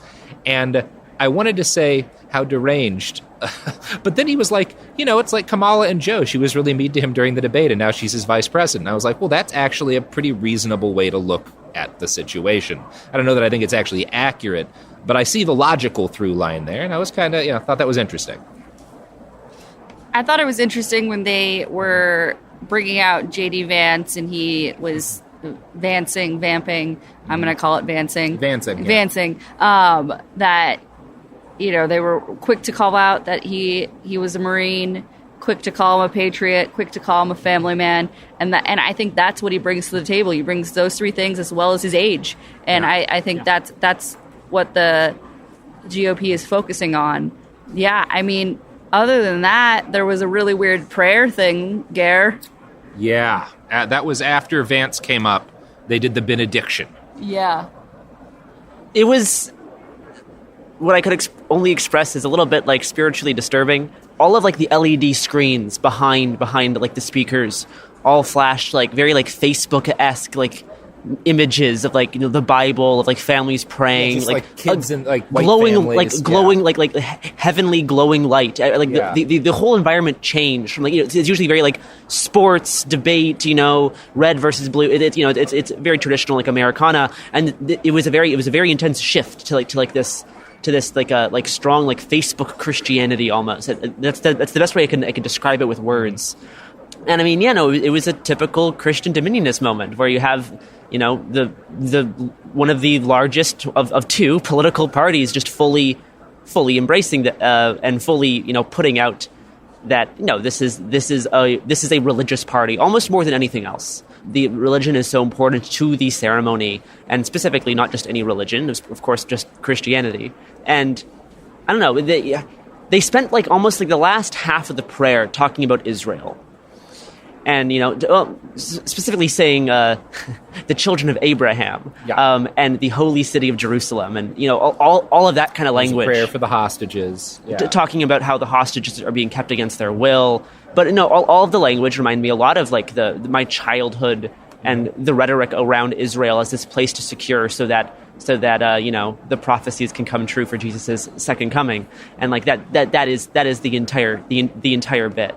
I'm trying to recall if there was a big benediction at the end after the 2016 RNC when Pence was nominated, and I'm sure there was, but for whatever reason, it doesn't stick out in my mind the way this one did. No, this will certainly stick out in my mind. Like, everyone knows Republicans are, the more Christian party, but just the sheer, like, consensus about it here. Just, like, everybody is, like, even if they aren't themselves Christian, most people are, but like, everyone's in on this thing happening. It was just an interesting moment contrasted to the overall, like concert kind of sports vibe that the rest of the convention kind of carries. Yeah. I mean, the only other thing that I pointed out, I at one point I went to get water and I came back and I mentioned right before we started to record to both Gare and Robert, I was like, cops keep touching me and like putting their hand on my shoulder, and as one cop just wanted to talk to me about my day, and I was like trying to get water and going back into the convention, and then I mentioned that to Gare and Robert, and they both said that they've been touched quite a lot too, and I just think that's interesting to note. And I don't particularly like to be touched by strangers, especially cops. Mine has been on the shoulder by like a couple of different, I would describe them as like uncle-coded guys. Yeah, yes. Who I don't know and was not talking to, just like walking past me and putting a hand on my shoulder. Like someone who is a family member would do casually, like a family event, when you're on the way to do something else. But I've never met these people. We did not talk. That was odd. Hasn't happened to me before. Maybe everyone's just in a very good mood because they're that sure they're going to win. Maybe we just ran into a lot of creepy uncle types. Unclear. It'll be interesting to contrast with the DNC. But no, it certainly has been a pattern. There's a lot more like just casual touching here. Mm-hmm. And yeah, I think that is most of our thoughts right now. I guess that the last thing I guess I'll add is the young kid that we were talking to who was very excited about this whole deal.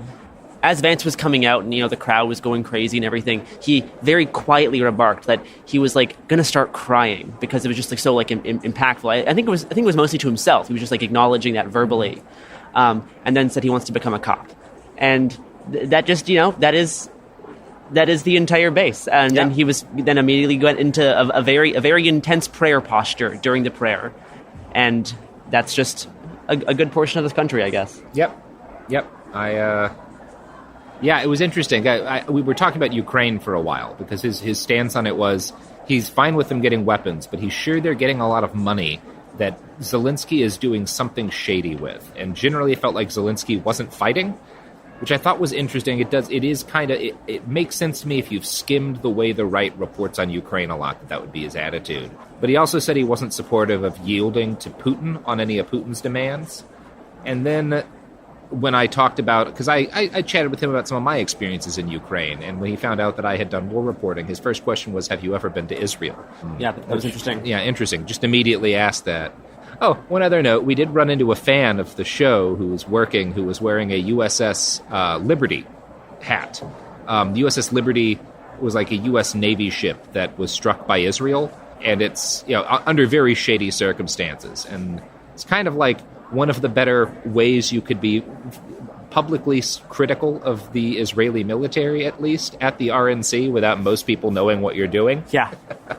I thought that was funny. The very last thing I'll say is that right as we exited the first session, we ran into friend of the pod, Vivek Ramaswamy. Oh, yeah. Who was walking around. Past Vivek. Who was a little shorter than I expected. Not a tall man. Not a tall man. And I did ask the kid that we were sitting next to, I was curious about his thoughts on like the future of the party, and I asked him specifically about Vivek.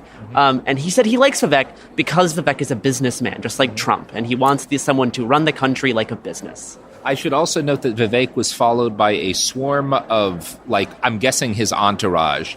Nearly all of them were very young men who I would describe as Nick Fuentes coded. Yes. Like they really had that physiognomy to them. Groper types. Yeah, Groper types. Which J.D. Vance, it's one of the things coming out right now is that he's in a group chat with a bunch of 16-year-old Groypers. So I am excited for some of those, of those chats to come out. All right, well, back to Future Us, talking about the rest of the Republican National Convention, day one. Wow, that sure was great. We had such a fun time. You know what else is fun? Here's some more ads.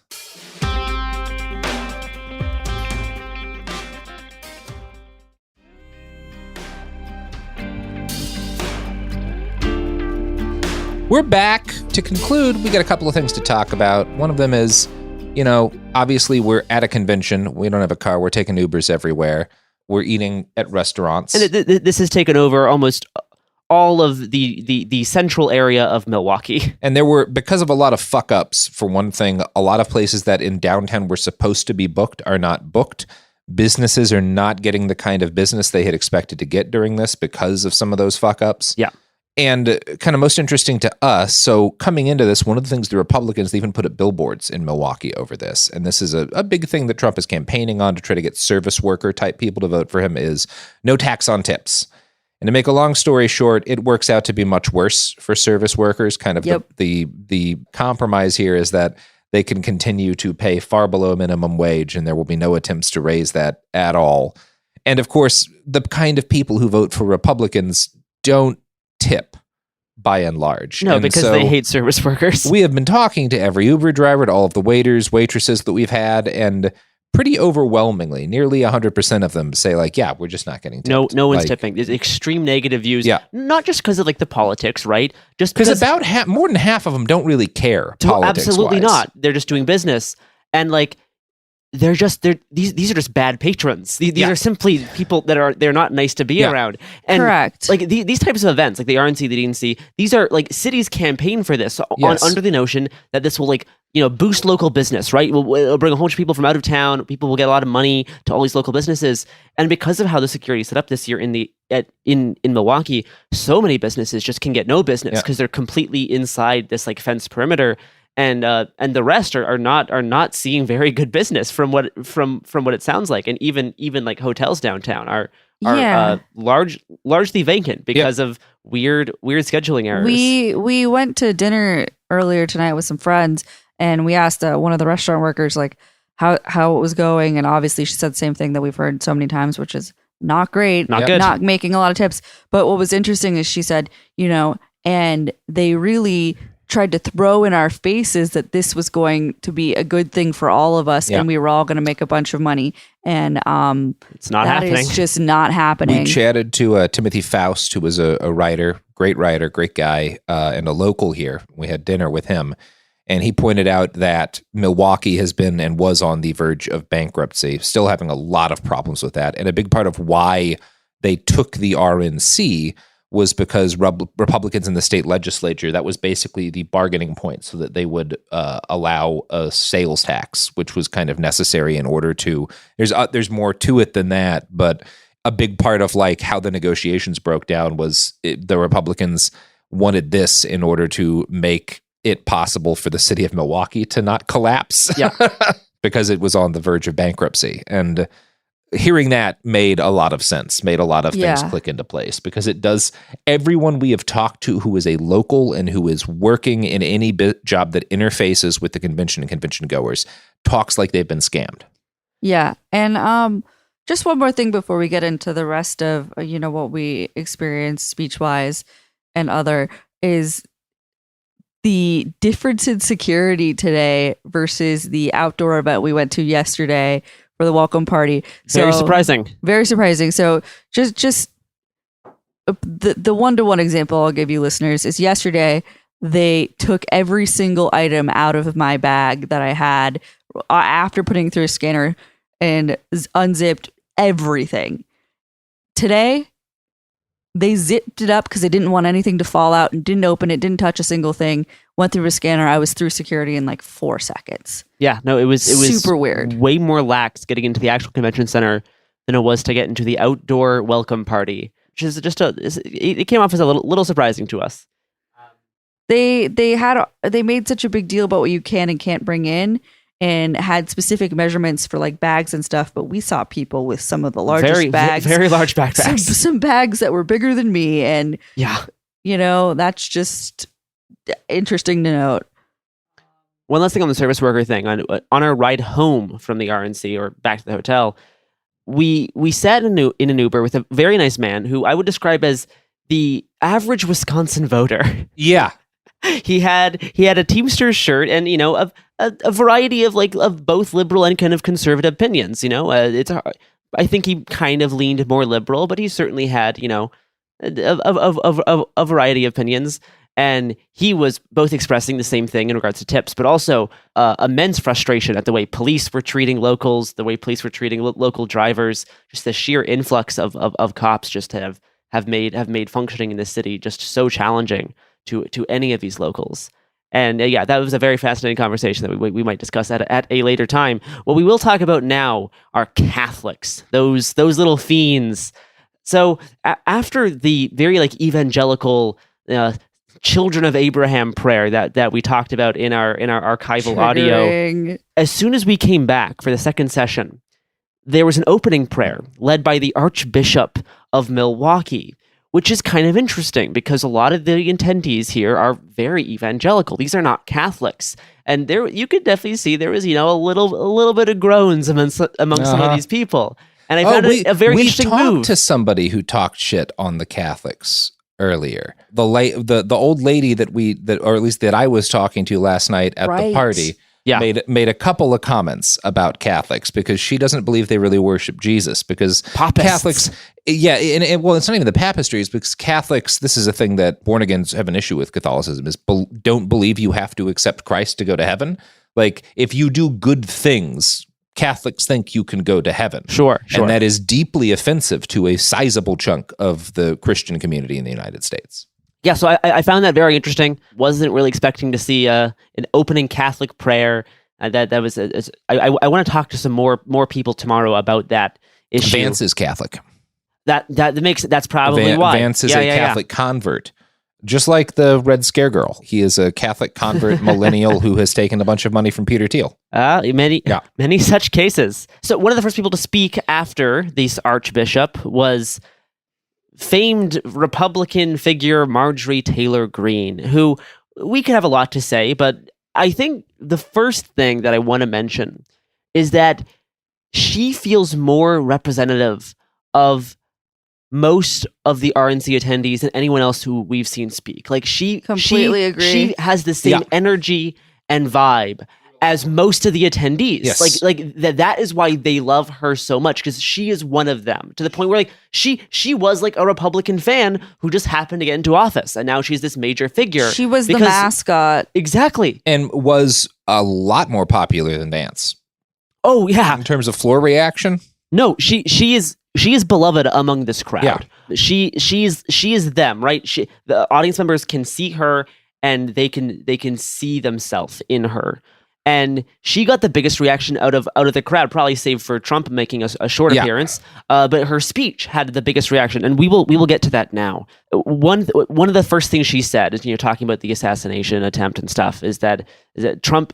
She referred to him as the founding father of the America First movement, which is a lot of interesting loaded language there. There are a lot of words there. A very extremely loaded language for the founding father of the America First movement. She then spoke about the wonderful family man whose life was unfortunately cut short from getting shot in the attempted assassination attempt of Donald Trump, saying that Corey embodied the America First spirit. But no, she had all of the typical lines that you would say about someone who was killed in an incident like this. And then she talked about the thing that got the loudest applause out of anything else today, which is the whole gender ideology issue. She talked about how President Biden turned Easter into Trans Visibility Day, which is factually isn't true because accurate. Easter changes holidays. Trans Visibility Day is on the same day, but Easter changes the actual day it's on. But that got a massive boo, and there was people sitting next to us who were just shouting evil, just super loud, just shouting evil. And this is the most hyped up I've ever seen the crowd. All the other mentions, there was a few other mentions about, men and women's sports, that kind of thing. Just that got, the biggest boos and the biggest cheers, like respectively, people saying there are only two genders. We're brave enough to say it. We're going to keep saying it. That hyped up the crowd just more than anything else. Yeah. She said, let me be clear here.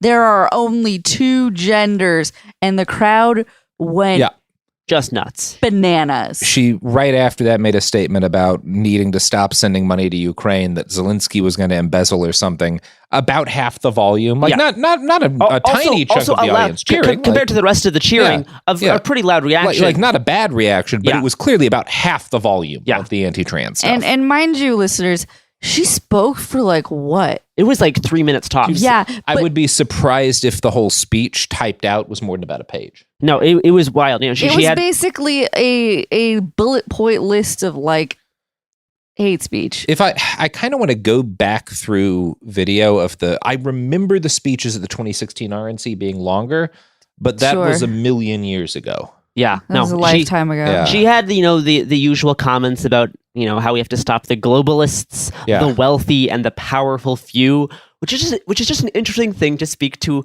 an RNC crowd, because it's one of the most powerful people in the country. These are the wealthy, powerful few. You are talking to them, and then the line that came right before this was talking about how we have to stand up against the establishment who promise unity but promote division. And I'm like, This is the most we're all trying to find the guy who did this moment ever, right? You're talking about how there's these powerful establishment figures who talk about unity but actually just promote division, and like you were talking about yourself. Yep. And all the times that these people who work in Washington start bashing like the establishment and stuff, I'm like, you are the establishment. That is you. That is your job. But those are very, very common talking points and stuff like this. I'm sure many listeners are familiar with this sort of like double speak. And yeah, that was her speech. Definitely the biggest reaction we saw the crowd have. Trump and his family made a very brief appearance, kind of a surprise appearance, but to some people's surprise, he did not actually give a speech. He instead, I think, took, which was the smarter play, show up with a very large bandage on his ear and instead sit down and listen, just become part of the audience. It's an interesting move. Like, he didn't immediately like take over the convention. No. He's kind of playing this more like statesman role. He almost looked like he was tearing up. Yeah. Yeah, at times, he was sitting in the crowd. Quiet, subdued even. Yep. He looked worried at points. Worried, Honestly, anxious, or somber. I wouldn't be surprised if it was a natural reaction to being in your first crowd after being shot and nearly dying. Sure. Yeah, because last time you were in a crowd. Yeah. Like, he is a person, right? That's just how people react oftentimes when that kind of thing happens. Yeah, no, he was sitting next to Tucker Carlson, Yeah. JD Vance, and Michael and Mike Johnson with his kids sitting behind him. Oh, yeah. Look, when you have a near-death experience, when somebody shoots at you and damn near hits, it crystallizes a lot. You know what's really important, and you also know what you don't want to waste your time with anymore. And that's why the Trump kids were in the back of that crowd. He doesn't want them anywhere near him. Life is short. I just want to point out when they showed Trump on the screen with Mike, Tucker, and who was the fourth person? JD Vance. I already forgot his face. Garrison goes, nightmare blunt rotation. And they are correct. And that was day one of the convention. I do want to get into one other thing, because a lot. Again, we had our big Don't Panic episode a day or two before this. You'll have heard one episode in between those two, and posting stuff today, posting comments on like how extreme the rhetoric is. I see people getting scared again. You should be very concerned. Fear is not an unreasonable reaction to seeing all this happen. But this is also something that I think will contextualize the scale of the actual number of people that we're talking about here. When we were sitting, we found a quiet place to record the middle bit that you heard. So we were in kind of an empty area, and I would say close to half of right about half, maybe even a little more, of the actual stadium was empty. And most of them were clustered in the area that had. And so there were a lot of areas where there's just absolutely nobody. And several times, what was it, 3 or 4 times, Sophie, probably, we had different people who were either worked for the RNC or worked for the venue come by, but I'm guessing the RNC just because of their general vibe. Yeah, and because they're lanyards. Yeah, to try to get us to, because even the areas that were full had a lot of patches in them. They weren't all that full, so they wanted to get us to get up from the empty areas and move to fill in the areas that were going to be on camera. So it looked like it was fuller, and they did that because it was not very full. Now, as someone, it's not very full because this is a political convention. It is not open to the masses. I don't know that it would have filled up if it was open to the masses, but there's an inherently limited guest list. But it did seem to be less people than I recall from the 2016 RNC.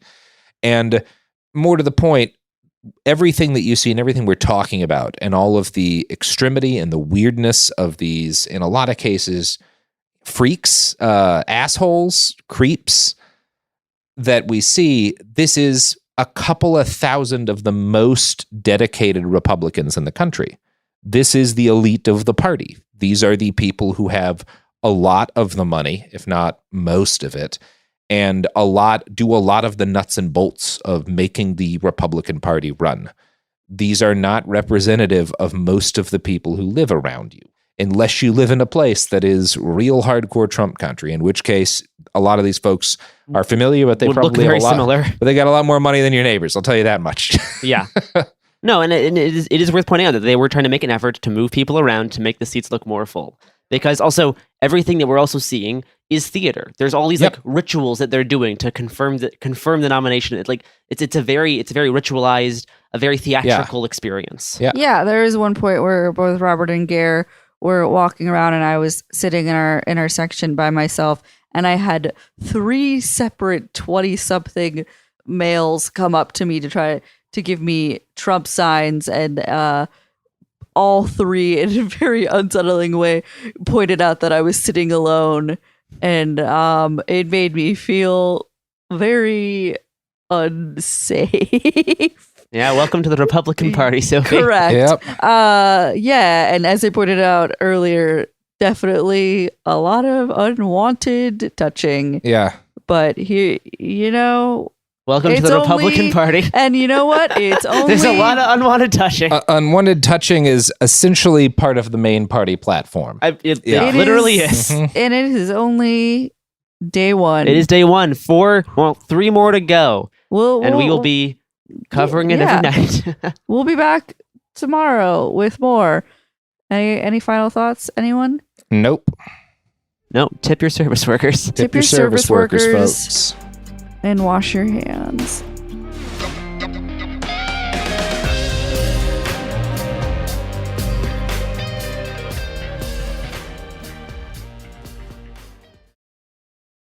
Support for the show comes from Public, the investing platform for those who take it seriously. On Public, you can build a multi-asset portfolio of stocks, bonds, options, crypto, and now generated assets, which allow you to turn any idea into an investable index with AI. It all starts with your prompt. From renewable energy companies with high free cash flow to semiconductor suppliers growing revenue over 20% year over year, you can literally type any prompt and put the AI to work. It screens thousands of stocks, builds a one-of-a-kind index, and lets you backtest it against the S&P 500. Then you can invest in a few clicks. Generated assets are like ETFs with infinite possibilities, completely customizable and based on your thesis, not someone else's. Go to public.com/podcast and earn an uncapped 1% bonus when you transfer your portfolio. That's public.com/podcast. Paid for by Public Investing. Brokerage services by Open to the Public Investing Inc. Member FINRA and SIPC. Advisory services by Public Advisors LLC, SEC registered advisor. Generated assets is an interactive analysis tool. Output is for informational purposes only and is not an investment recommendation or advice. Complete disclosures available at public.com/disclosures.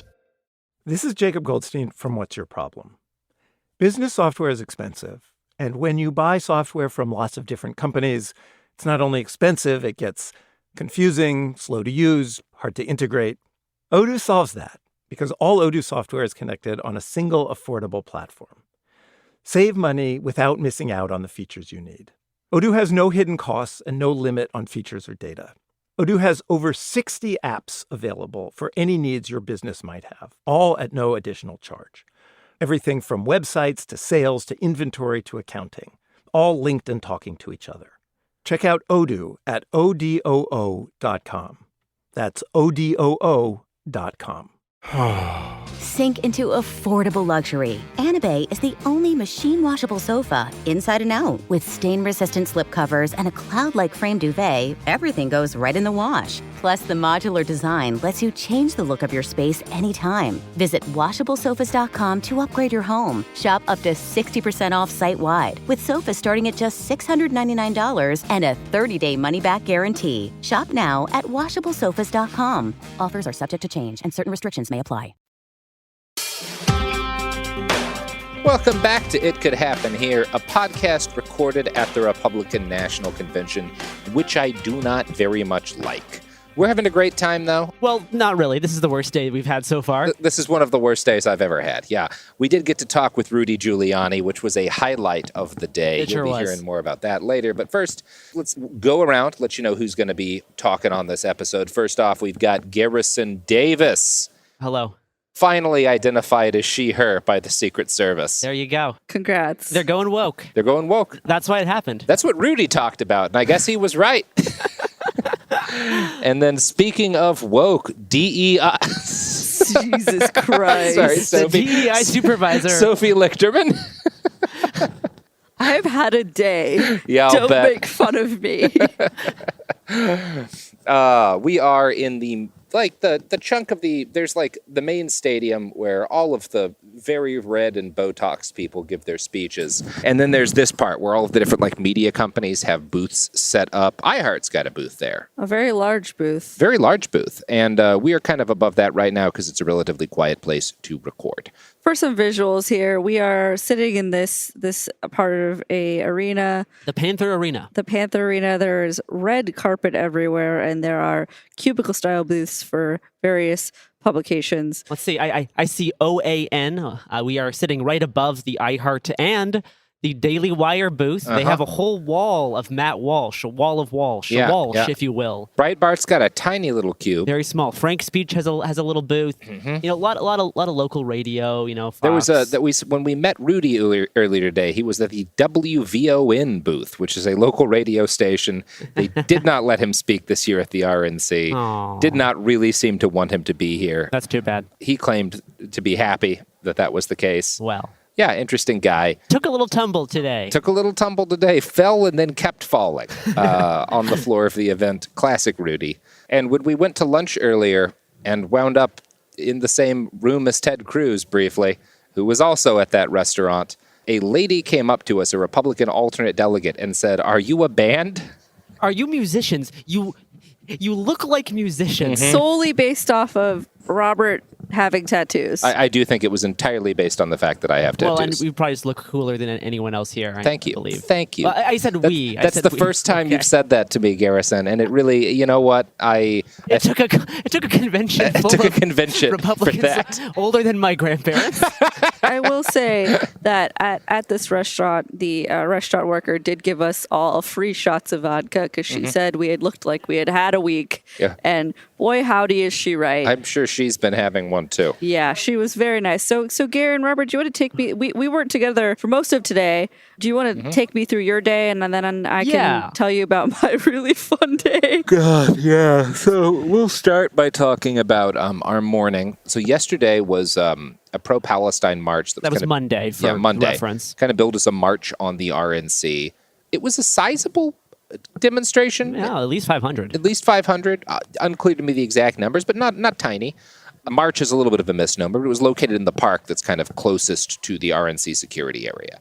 Today, it was a very different vibe. There were counter-protesters, but there were also there was a church group who was there with signs. It was like a Westboro Baptist Church style street preacher group. They do not like Catholics. They don't like gay people or Catholics or fornication or adultery, that sort of thing. You know, if you can picture the big signs that people carry around, it's that. Sounds fun, guys. We saw an amazing T-shirt today. Robert, do you have a recollection of the best T-shirt that we saw today? Oh God, is that the prolapsed rectum T-shirt? It sure is. Anal sex equals prolapsed rectum, and then wow. God, it felt like a John quote. There was a book of the Bible that I know does not refer directly to prolapsed rectum. Romans, Paul. So Paul was not talking about rectums. Well, but Paul is the most homophobic out of all the New Testament writers. But basically, we talked to some of these types of people gathered at this little square, this little park. There was maybe like one or two people protesting the RNC itself, just holding signs. Someone with a megaphone.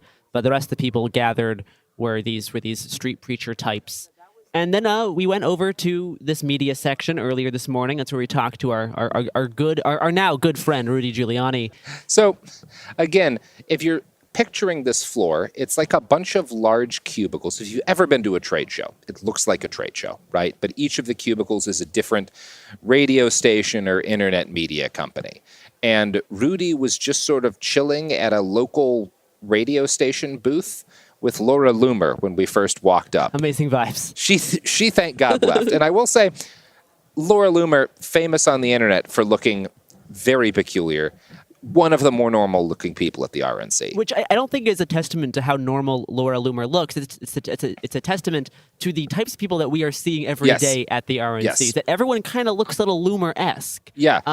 So she looks a little bit less bizarre in comparison to just everyone else we're seeing, who all has a curious amount of facial surgeries going on that makes them just look a little different. Just a little different. We saw the Fox News head anchor today whose face was as smooth as a baby's ass. It looked like carved marble. It looked like carved marble and was clearly bloated with botulinum toxin. Incredible. Yeah. He was a beautiful man, Sophie. He was a beautiful man. Do you think he uses retinol? He must use retinol. And he had a chin as wide as, Glory Days Bruce Campbell. Very wide face. I bet he never forgot to wear sunscreen, unlike you two. So, yeah, kind of the last thing we did at the convention before coming back was we had a little conversation with Rudy, primarily about Ukraine. His basic stance is that Ukraine is stealing all of the money that the government gives it.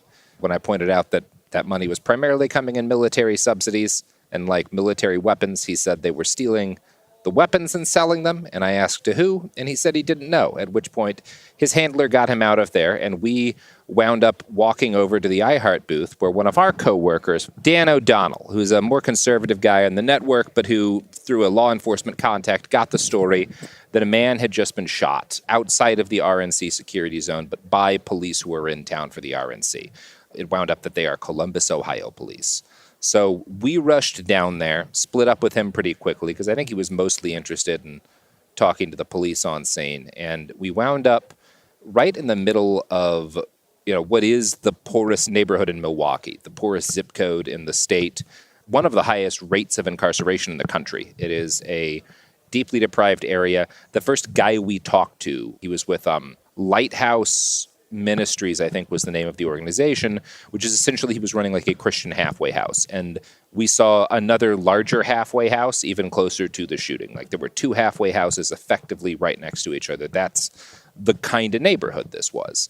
And when we got there, police had just started setting up cordons. They had started with about a block or two fenced off with police tapes, but were widening it every few minutes. They were adding new blocks. Quickly expanding. And a large number of cops were on scene. There were horse cops on scene.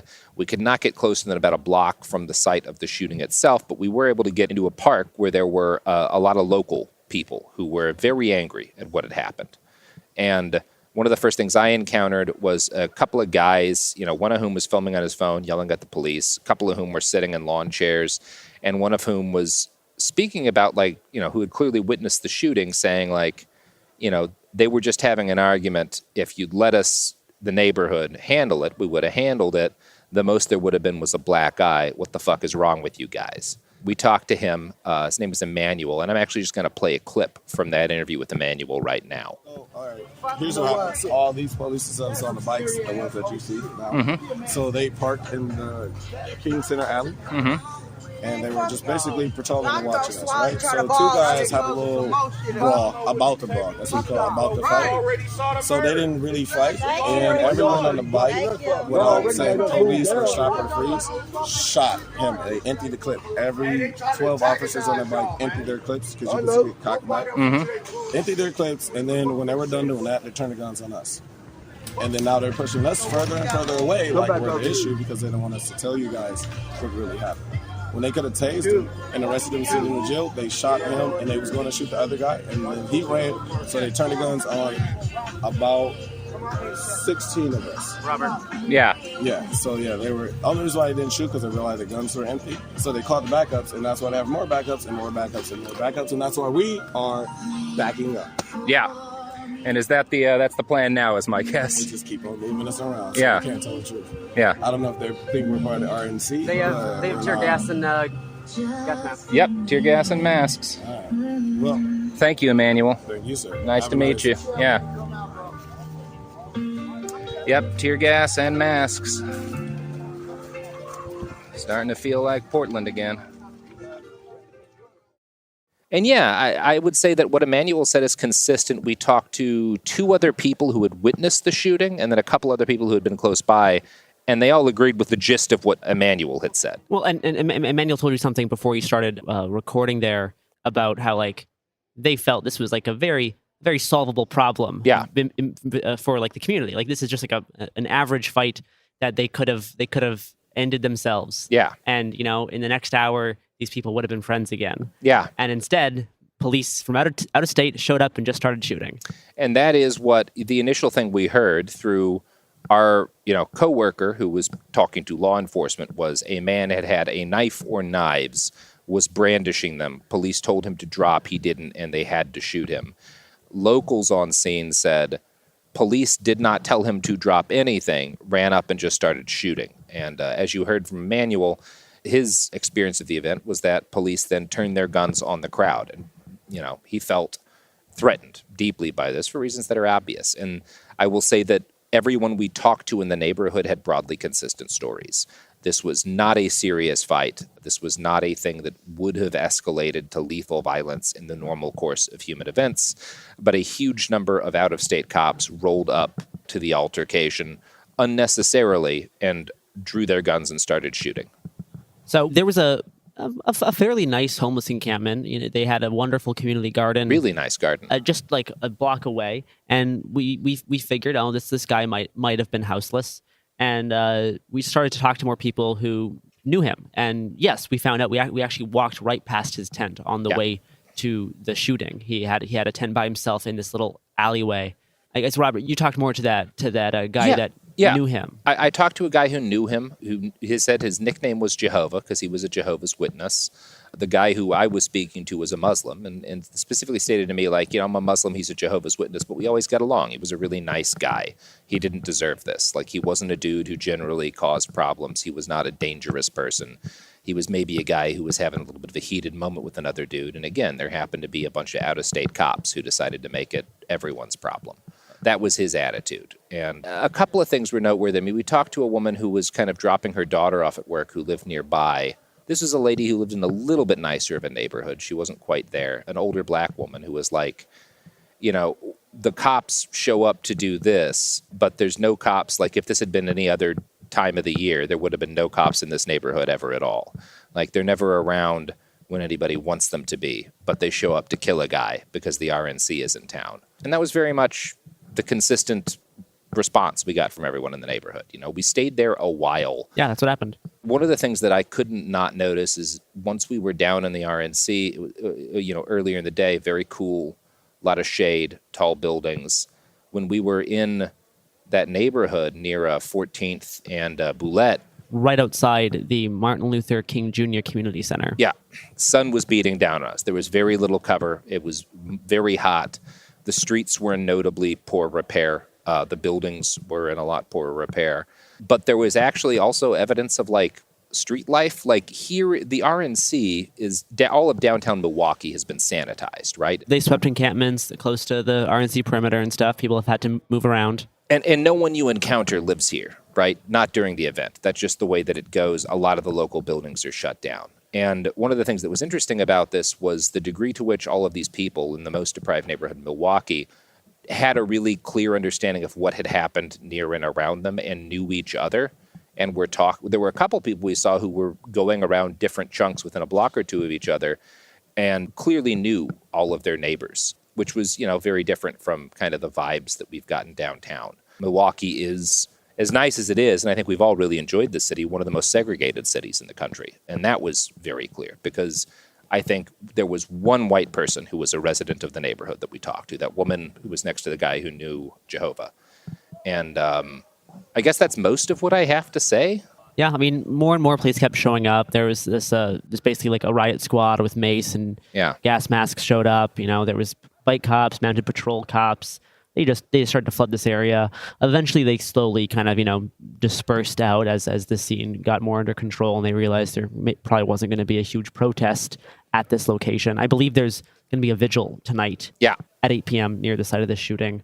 So, yeah, I mean, it's just tough to go from the RNC with, this massive police presence, all of these extremely wealthy, rich, white Republicans, and then be reminded real people exist, and to put events like this on, people get killed by police to make sure that people feel comfortable going to these sorts of events, and just completely unnecessarily. Yeah, and that's just a good reminder every time I walk through one of these police checkpoints. Yeah, Donald Trump, survived his brush with the shooting. This young man didn't, and he died because this event was set up in his town. We know that the Secret Service and the other agencies, because it wasn't just the Secret Service that was responsible for Trump getting shot. There were a lot of other law enforcement agencies there, failed at their job, last Saturday to stop the former president from getting shot, failed very badly at that. But still, at the RNC, the only thing that the security state knows how to do is flood the zone with cops. And the only thing those cops know how to do is when they encounter anything a little bit hostile, draw their guns and empty them, That was my impression, and I think that's probably all we need to say about that right now. Sophie will tell us about her experience as me and Robert were walking around this site of this police murder after this short break.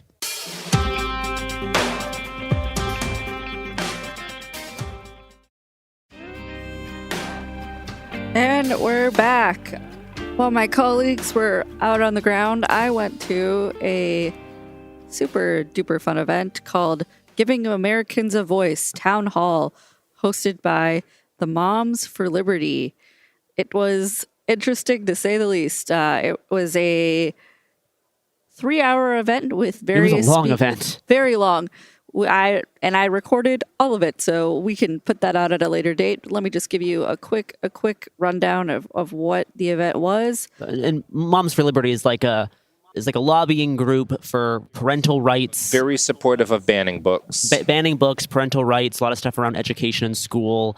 They're very active in Washington. They're the sponsor of a lot of these really, really horrible bills about limiting information to children, limiting the rights of children, that sort of thing. Yeah, and additional sponsors for this event were Conservative Partnership Institute, Heritage Foundation, authors of Project 2025. Young America's, I can't even read this logo. It's like the Young Republicans Voting Association. Young Americans Foundation. We did it.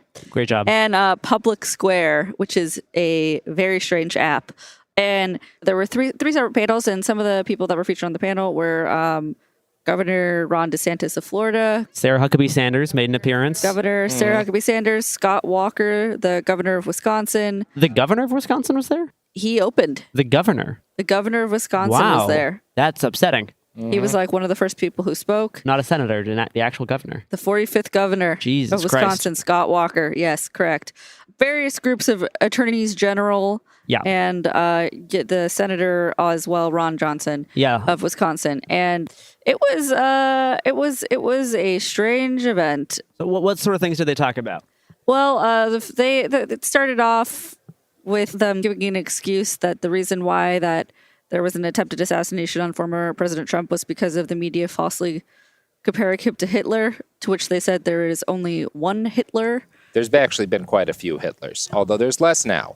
Also, I would like for them to field that question to J.D. Vance, but anyway. You Fair describe enough. Trump as Hitler, yes. Fair enough. And then there was, as there are at most of these events, there was a prayer. And I just thought it was super interesting that the person giving the prayer referred to the panelists and various speakers as great actors, which was just like an interesting word choice to me. This ostensibly like political actors, I would assume, but there's some interesting associations. And like one of the main things that they talked about at this event was education. And they said their biggest issue that they have in the United States is the creation of the Federal Department of Education. Oh, yeah. And that they were going to change that, which got huge cheers from the crowd. They claimed that one of the reasons why the young man had attempted to assassinate Donald Trump was because he had gone to a large school. They are very anti-large school. Why not? And that was one of the main reasons, as well as the media referring to former President Trump as Hitler. They were adamant that teachers' unions do not protect kids and that they are only out for themselves, and that all teachers' unions have been infiltrated by the left. Well, that part is kind of true. Yeah. But no, I mean, attacks on teachers' unions I've seen those more in the past 4 years among a lot of either like right-wing influencers or actual politicians. The teachers' unions is a very good boogeyman. Yeah. Because some people, like their individual teachers, but no. The real problem is the teachers' union. Yes. That actual distinction was brought up multiple times. There you go. And at one point, somebody in the back of the room dropped their phone, but it was very loud and an unsettling noise to the point where everybody thought that it might have been a gun. And everyone kind of understandably so jumped up and around. They're scared of guns, huh? The Republicans, really. Bunch of fucking babies. And the overall energy is that they hate the federal government. They want things to go back to a local level, and that the left is ruining and grooming children. Lots of weird, as you can imagine, stuff about gender. Lots of stuff about the trans sports. stuff consistently got some of the biggest applause. Oh, something to note here. Anytime Elon Musk was brought up, which was quite a bit, the crowd went batshit. Yeah. Huge, wild cheers for anything to do with Elon, which I thought was, not unexpected, but just that, like, he got louder cheers than... I think he got a louder cheer than when they brought up Donald Trump. He's really one of their new gray heroes. What did the attorneys general talk about? They were mostly talking about different wins they had in terms of like their states and things they were bringing to the table, and mostly like personal stories of like things that they look for in their family. The Missouri Attorney General, Andrew Bailey, his biggest reaction from the crowd was when he said, in Missouri, we don't co-parent with the government.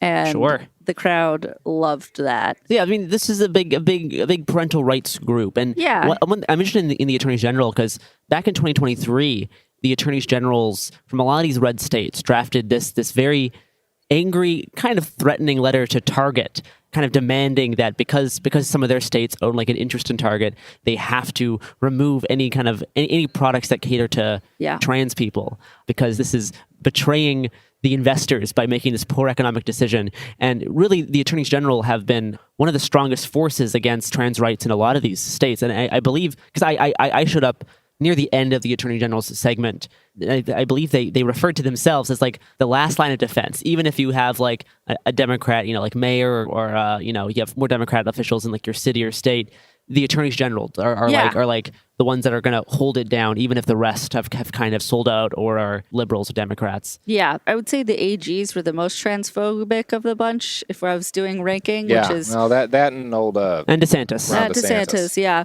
One of them said, in a laughing way, which again got a great reaction from the crowd, think about a kindergartner saying, "What's your pronoun?"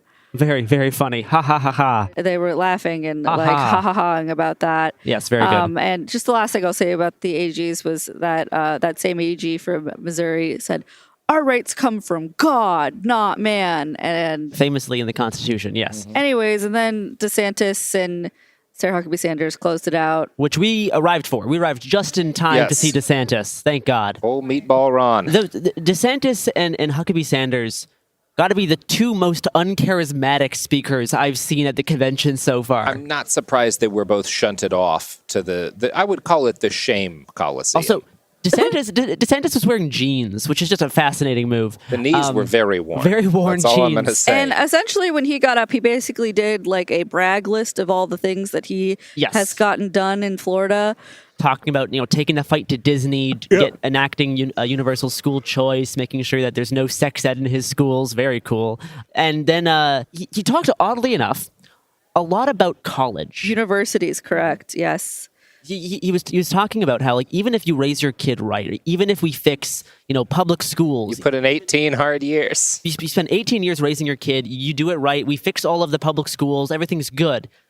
As soon as they turn 18, they're going to go off to one of these liberal colleges and they're going to undo all of the good work that you've put in. And that needs to be the next thing to stop. And he said that Florida is the first state to take on higher education. We've had a lot of focus on lower education. Now we have to take on higher education, including doing like performance reviews for tenured professors every 5 years, in which case they can be fired for poor performance, which is kind of a wild concept for a tenured professor. He also had a one-off wild line where he was like, "You didn't see Hamas overrun our universities." Yes, he referred to Palestinian human rights campus protesters as Hamas. Just saying that they are Hamas. Like, he didn't say these people are like Hamas. He just said when Hamas was coming to the universities, they didn't show up in Florida. Which is a very standard Republican line. It is. Yeah. And there's just no difference between someone showing up to a protest in the United States because they don't like that thousands and thousands of Palestinians are being murdered, and that person is now indistinguishable from Hamas, according to the Republican Party, according to all of these speakers.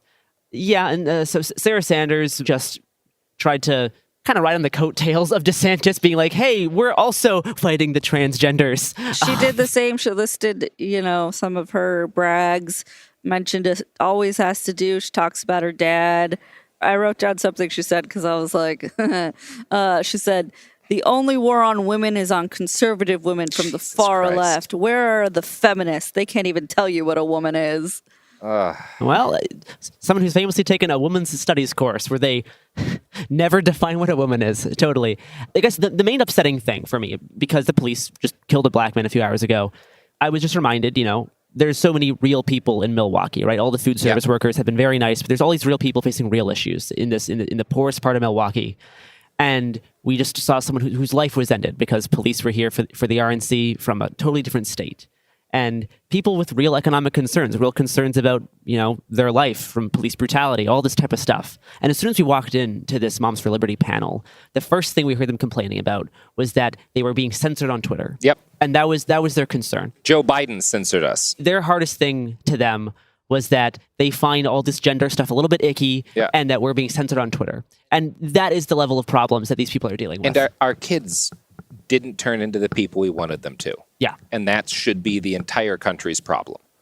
They are not, fundamentally, they don't have real problems, these people. They don't have real problems, but they are unhappy that everyone in the world does not inherently act to serve and validate them. And they are going to make that everyone's promise. You know, that is what the RNC is. Yeah. The people on the floor are what you would call like successful used car dealers, like level of capitalist, right? And they are worshiping an alliance of venture capitalists, guys like Vivek, guys like J.D. Vance, and of course, people who inherited a shitload of wealth and then eventually succeeded in making money through a combination of vice, casinos, and the entertainment industry. Trump, you know? Like, that's who this is. And speaking of Vivek, as we were getting up to leave, they quickly announced that there was one more person who was going to speak, and it was him. Yeah, he sure did speak. He gave a speech that I would say was indistinguishable from AI. Yes. Just about how good America can be. And even though we're in a tough spot... ChatGPT could have ripped that. Even though we're in a tough spot right now, I feel like America can do better. And it was like, I could predict every other word. Yeah. Hey, this is Gare recording just outside of the main arena at the RNC where Governor Greg Abbott just gave a speech. And now I'm giving you a short speech to tell you to enjoy these messages from our sponsors. We'll be right back.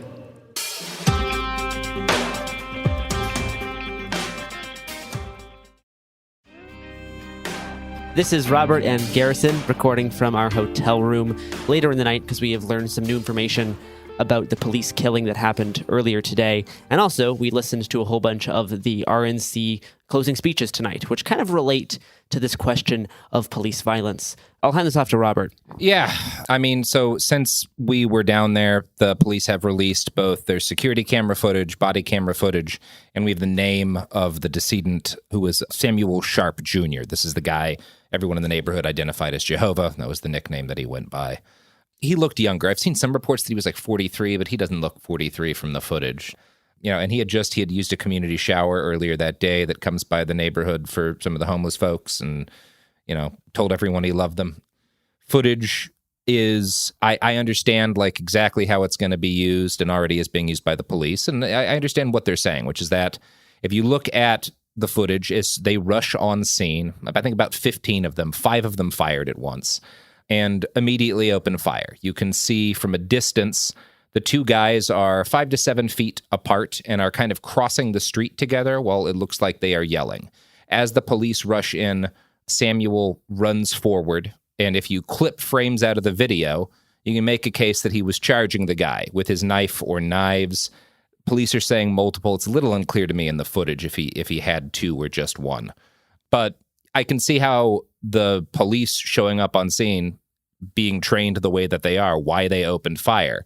The problem is that he ran forward in the first place because they rushed in. Like, these 2 guys were squared up on the street and not in an encounter that any of the locals considered to be particularly threatening. If you have spent a lot of time around homeless encampments, if you have spent a lot of time in neighborhoods that have a lot of homeless residents, it is not wild or uncommon to see people yelling and to see people with knives on their person, you know, even in their hands. Obviously, that can be upsetting to some people, but like the folks who lived in the neighborhood did not consider this an odd circumstance and was something that in the normal circumstance of events, in the normal following of events, would have been de-escalated. And in this case, it wasn't. The police opened fire before there was any attempt at de-escalation.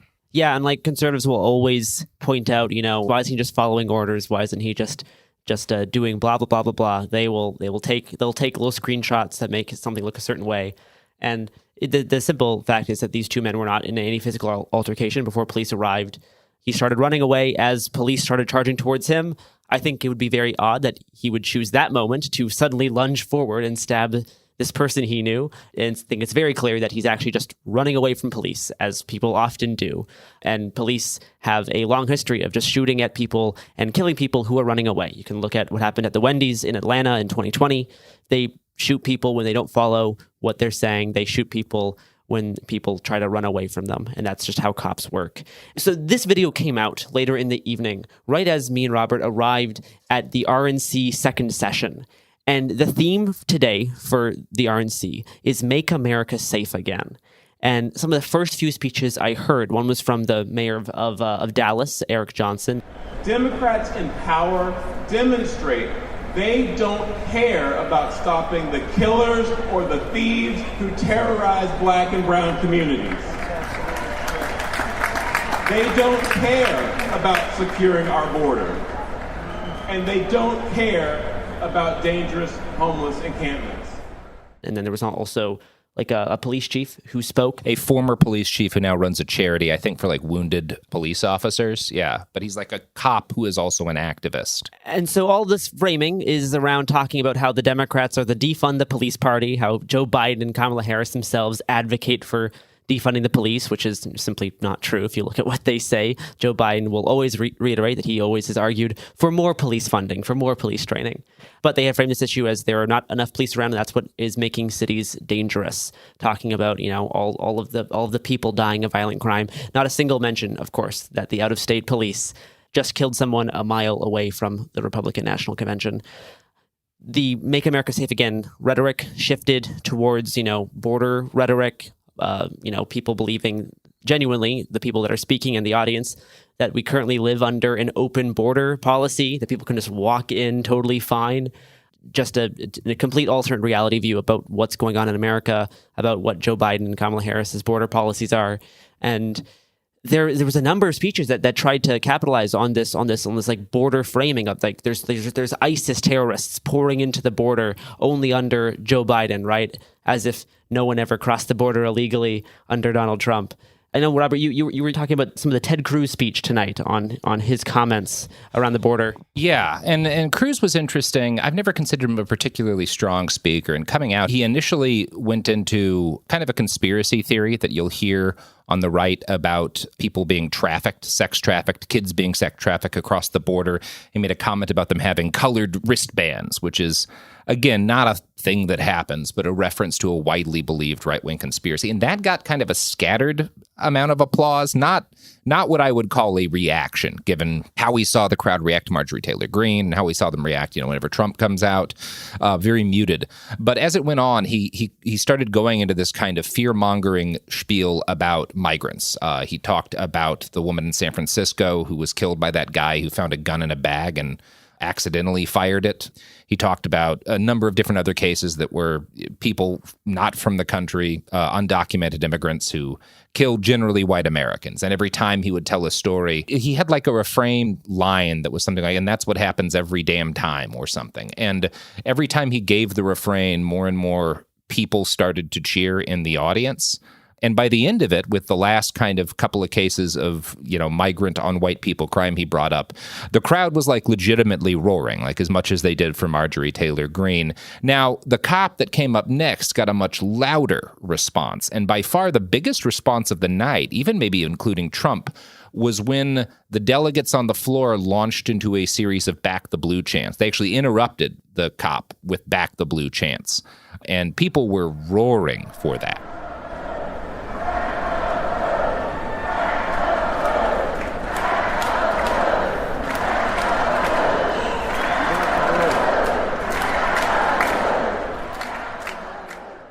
Yeah, there was a lot of these chants, and the Dallas mayor told a really funny story how in 2020 some like anti-police or defund the police activists showed up around his neighborhood to try to get him to defund the police, and he got so scared by this that he changed from being a Democrat mayor to a Republican mayor, and now he runs the biggest Republican-led city in the country.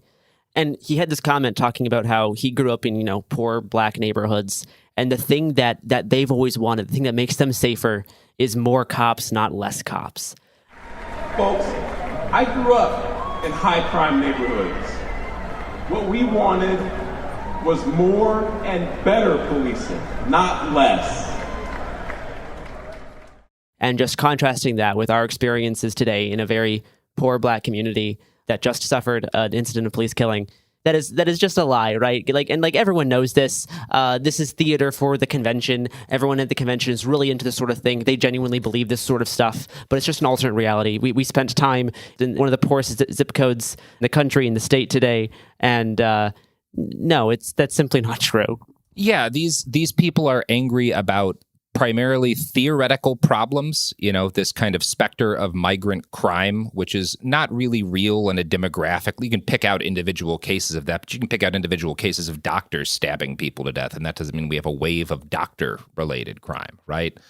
The reality of the situation is that, these are super fans of the Republican Party, and they are super fans of the narrative, and they are cheering for some of the moments. You know, there's some stuff that's gotten boring to them. I kind of think the child trafficking conspiracy theories might be boring to them. Maybe it's because that guy from the child trafficking movie got disgraced or whatever. They're just not as interested. So you can see every now and then as like their interest in certain things fades, but they're reacting like an audience at like a Comic-Con would to seeing like a Star Wars trailer where some guy does a thing that's evidence of something that happened in the comics or whatever that people are waiting to see.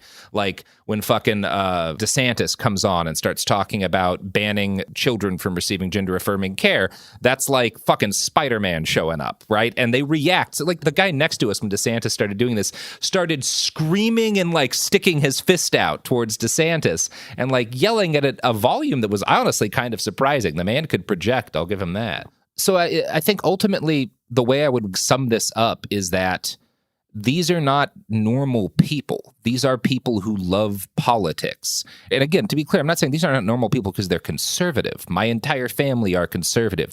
A lot of them are Trump voters, but they would find this audience deeply weird because these people are politics fans. And even most of the conservatives I know really dislike politics. Most normal people do. And I guess that's kind of where I've concluded is the difference between like the crazies and the normies. Normal people don't enjoy this stuff. The term I've used the past few years is politics as fandom. And that's all this fucking is. This is a convention, just like Comic-Con, just like an anime con. This is a convention. And that is how they view politics. Anyway, back to the past versions of us to discuss a funny closing story regarding presidential footwear. So that has been our day so far. The last thing I would say we'll leave you with is on our way to the convention site this morning, we were walking through this hotel to get through security, and we found this wonderful section called it was called the Presidential Experience. Yeah, we walked in. There was a replica of the Oval Office. I was told Reagan era Oval Office. It was pretty good. It was pretty good. It was not good Netflix production, but like Netflix production level quality. Bad Netflix production quality. Yeah. So we walked through, and then we found just a glorious sight. Mm-hmm. And I will let past Robert and myself tell you what we found at the Presidential Experience. We are here in the presidential shoe section. We got Harry Truman, Nixon, Gerald Ford, Reagan, Warren G. Harding, who has a, quote, charming spat requested by President Harding, exemplifies the elegance of the Victorian era. Dwight Eisenhower's shoes are pretty good. JFK's are a little bit more fancy, but less polished. Lyndon B. Johnson's completely unsurprising, very, very versatile, very something efficient. Something he can get off easy. Kick off and show his bare slip on and off to a table. Get those dogs out when you need to. Abe Lincoln has some, honestly, very stylish boots. Theodore Roosevelt's as well. Large foot on Theodore. And Woodrow Wilson's shoes, the only white shoe in the bunch, very small, tiny feet. Very small feet, kind of surprisingly. It says he chose fashion over tradition with these white buckskins. Also, they have Ulysses S. Grant's little riding boots. The Victorian boots are very, very stylish, but honestly, I think I would go with Dwight D. Eisenhower's. They're just a beautiful shoe. Reagan's aren't bad, but I don't know. The Eisenhower shoe is just a little bit more elegant. I'm going for LBJ. Slip-on life is... That makes sense for you. That shows you're a man who's got things to do. You know, you don't have time to be tying your shoes. No, that makes sense. Mm-hmm. That makes sense. Nixon's and Kennedy's are very similar. Welcome to the White House press briefing. Unlike my predecessor, I will tell you the truth, whether you like to hear it or not. Thank you all for coming in today. Pretty good. It looks like this was presented by C-SPAN, this presidential experience. We have a Reagan-era replica of the Oval Office. Not a big room, but overall a decent replica. Nice JFK portrait up there. There's a women's suffrage article. Oh, interesting. Women's suffrage little table. Very controversial topic among Republicans these days. It has gotten to be increasingly so. Some old Pennsylvania Packet and Daily Advertiser newspapers from 1787. Oh yeah, so this is I guess the original Pennsylvania newspaper coverage and printing of the 1787. Yeah, of the Constitution. Yeah, there's the preamble right there. Yeah, and they spell established justice as established justice because that's the oldie days. A lot more F's back in the day. Yeah, but they have these little information placards about all the presidents, the first ladies, that kind of stuff. We'll try to talk to the organizer of this little shindig in a sec. But honestly, the shoe section is the most interesting thing to me, just because of how tiny, just how tiny those Woodrow Wilson shoes are. Hey Jay, that's a long foot. It's not a wide foot. Sure, it's a fairly long foot. Roosevelt's feet are pretty wide. Ulysses S. Grant, also very small. Also very small feet. Yeah. You know what they say about... Anyway. Who's your favorite president? Favorite? Honestly,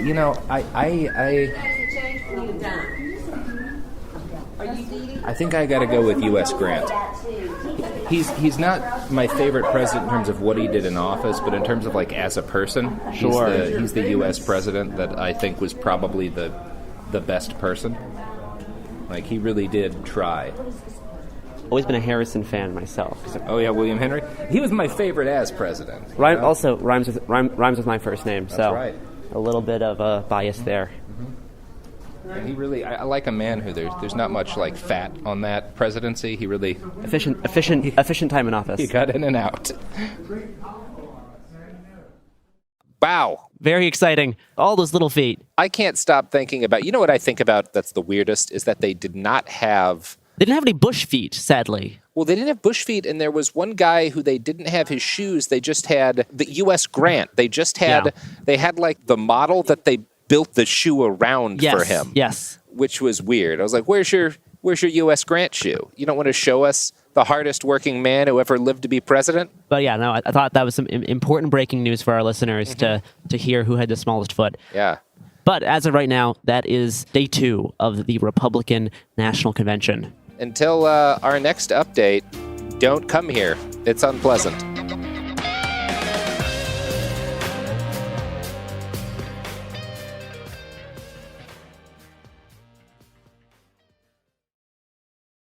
Support for the show comes from Public, the investing platform for those who take it seriously. On Public, you can build a multi-asset portfolio of stocks, bonds, options, crypto, and now generated assets, which allow you to turn any idea into an investable index with AI. It all starts with your prompt. From renewable energy companies with high free cash flow to semiconductor suppliers growing revenue over 20% year over year, you can literally type any prompt and put the AI to work. It screens thousands of stocks, builds a one-of-a-kind index, and lets you backtest it against the S&P 500. Then you can invest in a few clicks. Generated assets are like ETFs with infinite possibilities, completely customizable and based on your thesis, not someone else's. Go to public.com/podcast and earn an uncapped 1% bonus when you transfer your portfolio. That's public.com/podcast. Paid for by Public Investing. Brokerage services by Open to the Public Investing Inc. Member FINRA and SIPC. Advisory services by Public Advisors LLC, SEC registered advisor. Generated assets is an interactive analysis tool. Output is for informational purposes only and is not an investment recommendation or advice. Complete disclosures available at public.com/disclosures.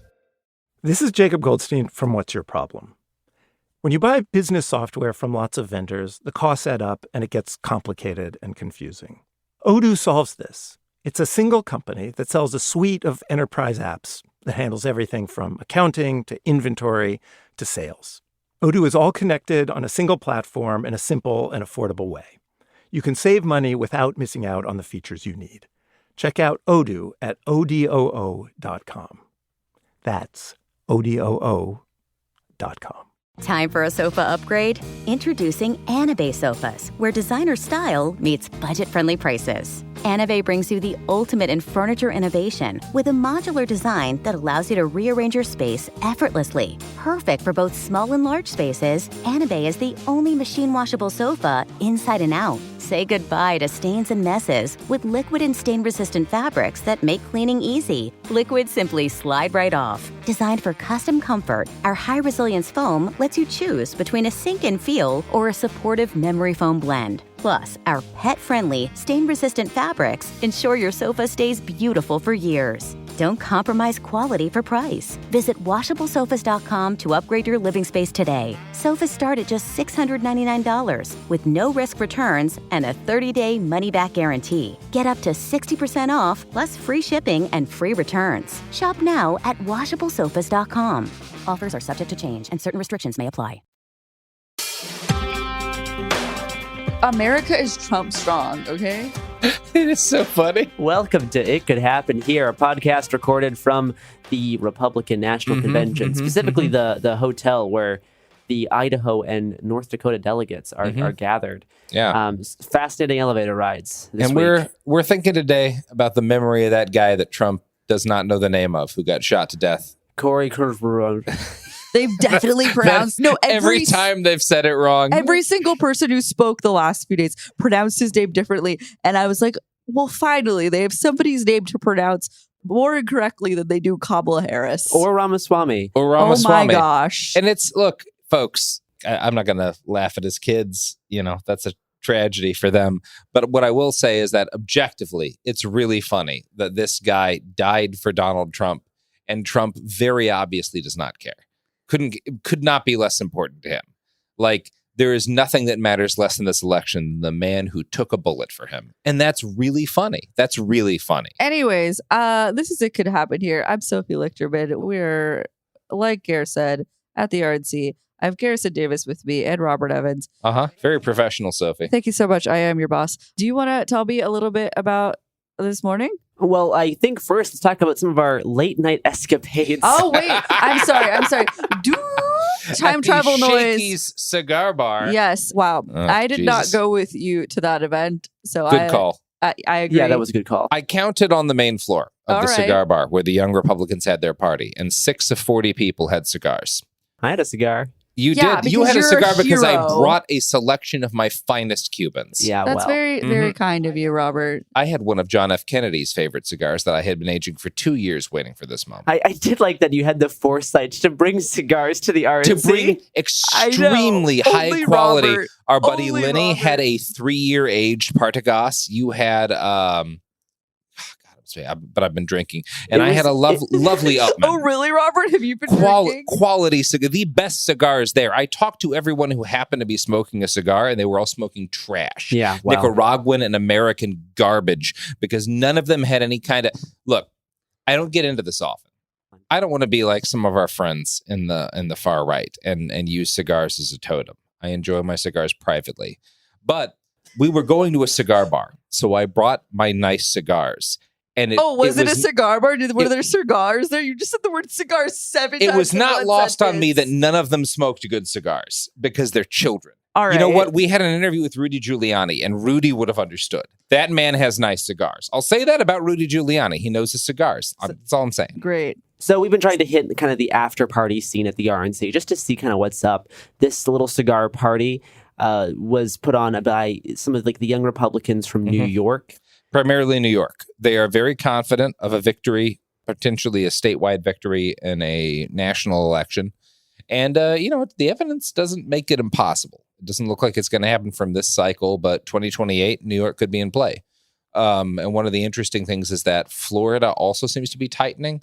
2 polls recently show Trump just 4 points ahead of Biden. He won by 10 in 2020. That's a significant tightening and within kind of swing state margins. And so it is kind of interesting to conceive of the possibility that by 2028, both New York and Florida could be in play. Yeah, so I dressed like a 1950s FBI agent in a trench coat and smoked Well done, Gare. one of these cigars as best as I could. How'd you like it? It was fine. It's a nice cigar. It's no clove. Good God. Oh, my fucking... So give me a gun. It was a nice little party. We talked to some people. The best thing about the party though is that there was a series of speeches put on by these guys from New York that kind of just kept going on. And the longer that these speeches from like these 3 different guys kept going on, the music on the roof started to get slowly louder and louder and louder until it was completely draining out the speeches until they just stopped because like, okay, the music's too loud now. Now and again, there are heroes. So someone was on that dial just every like 2 minutes, just bumping it up a little bit. There's a guy I follow who followed me back in 2020, who is like an election poll analysis expert and was like, and is not a political guy, but was like, look, if you show up at a convention after party to talk, fuck you. Like, people are there to drink. All you should say is the bar is open. And I agreed with that. And then, you know what, to skip ahead, credit to the Heritage Foundation. nobody ever said anything but that we could drink all we wanted at the Heritage Foundation party. That is right, which we will get to later. So we were up way too late, at some of these after parties the other night, and then we had to get up pretty early in the morning because we had an interview with the CEO of the Texas Public Policy Foundation, which is kind of like a mini version of the Heritage Foundation, but just for Texas. Yeah. The former guy who ran this now runs the Heritage Foundation itself. So it's kind of like a little bit of a training ground, and they kind of swap members often. We had a pretty long interview that we will turn into some kind of future piece of content, discussing everything from woke ideology to the moral rot infecting America. To why mass shootings happen in this country. Yeah. He was very polished, very media trained. Easily the best interview subject in terms of his skill at talking. Yeah, that we've had. And similarly, I don't think he was quite prepared for our line of questioning either. So that he got taken aback a little bit by some of the questions we were lobbing him. Probably very different from the rest of the interviews that he's been doing.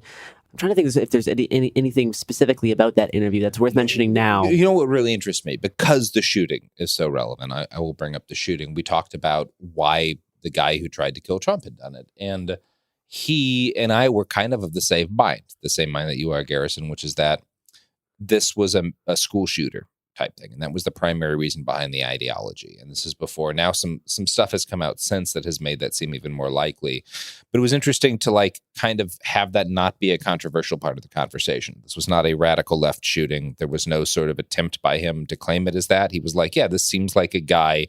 We have a deep sickness in this country. And we clearly disagreed with him about the specifics of where the sickness comes from.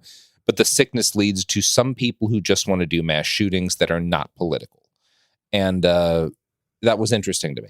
No, and one of the big things talked about in terms of this moral rot is that there is something lacking in our country, specifically with young men. There is this lack of purpose among young men, which makes them do these kind of violent acts. I don't disagree with that. Sure, and I think again, I disagree with his solutions and some of his diagnosis in certain ways, right? Because he'll attribute that lack to certain things that we might not. Morality at the home and sure, stuff. Right? Like pornography, all those kind of things. But that was kind of his take. And then we also talked about everything from the influence of billionaires on these right wing think tanks and political candidates, Catholics versus evangelicals. It was an interesting conversation that I'm sure you'll hear in the coming weeks. And we'll kind of explain why we want you to hear from this guy who's, typically probably pretty adversarial to the type of stuff that we talk about on this show.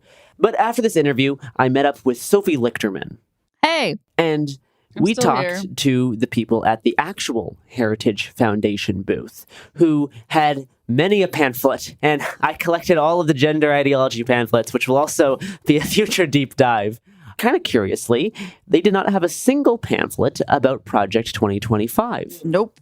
No, and they didn't like talking about it either. They said that Project 2025 is, a coalition effort between both Heritage and all these other groups, but they're not really talking about it here today because it's not Trump's policy platform. Trump has his own policy platform. Mm-hmm. This is just a list of policy suggestions for lawmakers once they get into office.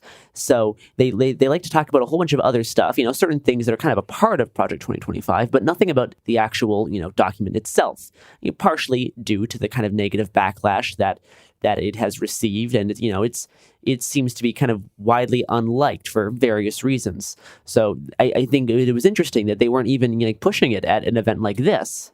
Again, with the Texas Policy Foundation guy we talked about, when we brought it up, he was pretty open about the fact that it's not popular. Yeah. And his attitude was that in the future, once we win, we can try and build consensus around it. But he didn't try to deny the fact that it's widely disliked by the electorate. And it is against a lot of things that are on the Republican policy platform for the actual party. Sophie, you had a wonderful conversation with some of these Heritage folks. Let's just say that my very blonde hair and the pigtails that I wore most of this week made it very easy for these folks to talk to me, which is unsettling. A little bit frightening. But useful, but very, very, very scary.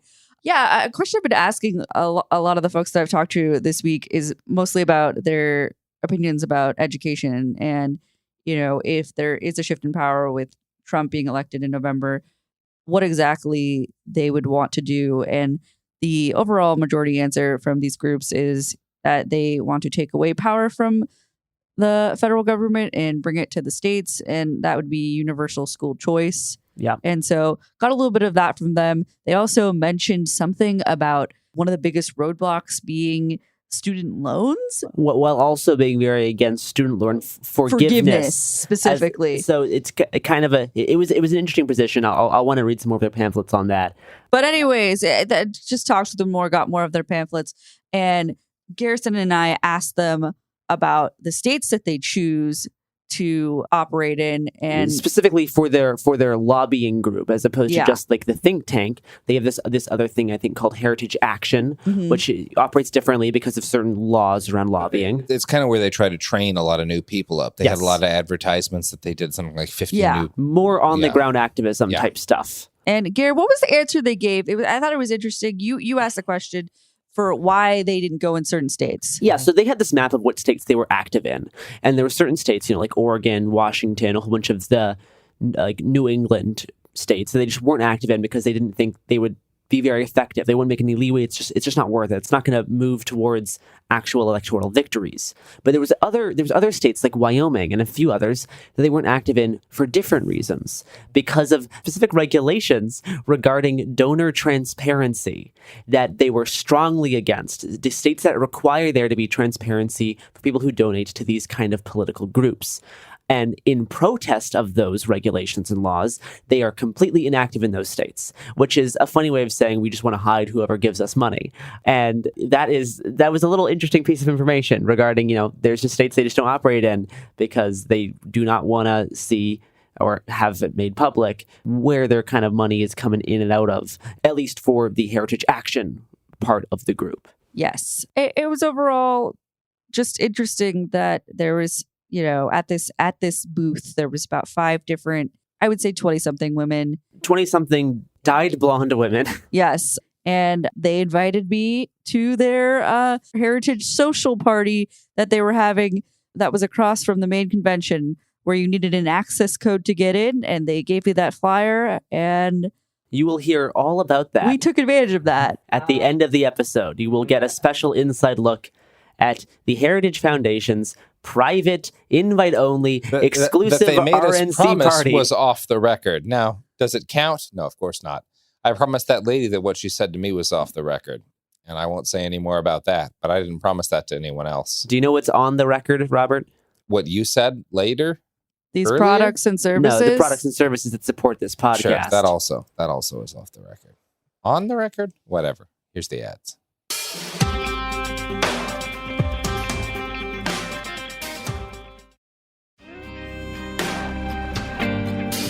We are back, and don't worry, you will hear about this special Heritage Foundation party in a sec.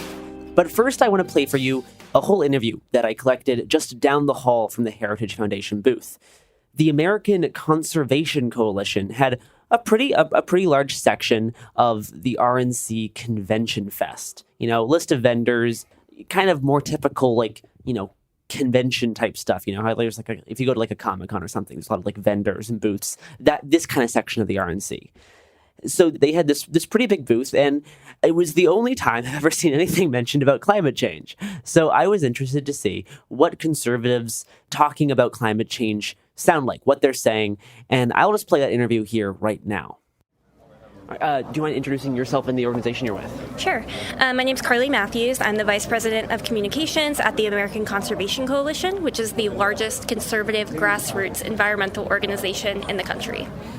So there's a few things that interest me about your group. I mean, especially if you look back in the last 100 years, environmental conservation has been historically a much more conservative standpoint. You can look at presidents in the 1920s. There was a huge push for that, and somewhere along the lines that's kind of been lost for a number of reasons. I guess, what is your main mission here with this organization? Yeah, well, it's interesting you bring up kind of the history of conservative conservation, because we have a timeline here at the RNC showing all the Republican presidents who have really engaged on this issue, from Ulysses Grant to Ted Teddy Roosevelt to more modern presidents like Richard Nixon, Ronald Reagan, and even H.W. Bush.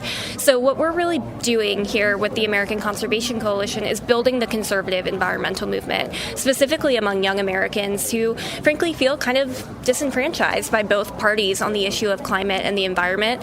The left has taken a really doom and gloom approach to these issues that isn't very inspiring for a lot of young folks. And in the last 30 years, conservatives haven't engaged very productively. So we're here showing that conservation is conservative. Those values are inherently entwined, and it's okay to call for action on environmental issues like climate change. I guess, yeah, let's start more on like the big topic, which is climate change, and then we can get into like local conservation. What is your take on the current climate scenario? Because like ever since the early 2000s, there's been this, for a lot of young people, slightly worrying trend of half the politicians just either seriously downgrading, the scale of this problem, or just thinking there is no problem. What is your take both on I guess on that part, and then how you see the climate crisis, the climate issue that we are dealing with, and where do you see it heading? Yeah, so ACC was founded because conservatives weren't engaging on this issue. So for the last 6-7 years, we've been really pushing conservatives, especially conservative elected leaders, to re-engage in a productive way. And I think we've done that really effectively in D.C., where I live. The Conservative Climate Caucus in the House, which is a group of Republican lawmakers interested in tackling the issue of climate change, has 87 members. It's the fourth largest in the Republican conference. So we're seeing a big kind of shift in the Overton window there.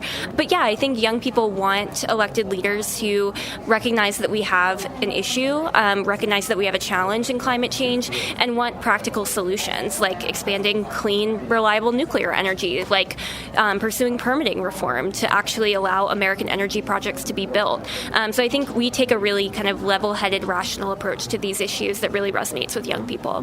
What's the main difference in how you view the climate issue as opposed to someone like AOC, right? Or like these more like progressive Democrats who view this as a very existential crisis. You have to get fossil fuels under control. These kind of timelines that we hear, by 2050, by 2070, by even like something like 2030, right? How this becomes like a cascading problem. How differently do you view the current situation than these like progressive Democrats? Sure. Like I said, climate change is a challenge. It's certainly something that we need to tackle, but we don't view it through kind of this doom and gloom lens where we're going to die in 12, 10, 5 years, whatever the current timeline is on the left. But we do see a need for all of the above energy. So we recognize that energy demand is continuing to expand, but we also need to protect our environment. So we need to kind of consider that trilemma, reliable, affordable, and clean, when we're looking at our energy portfolio in the future. And I think that's what really kind of distinguishes us from the left, in that we're not calling for a divestment of fossil fuels. We're calling for a rational, level-headed energy strategy that will lower emissions, but in kind of a more realistic way.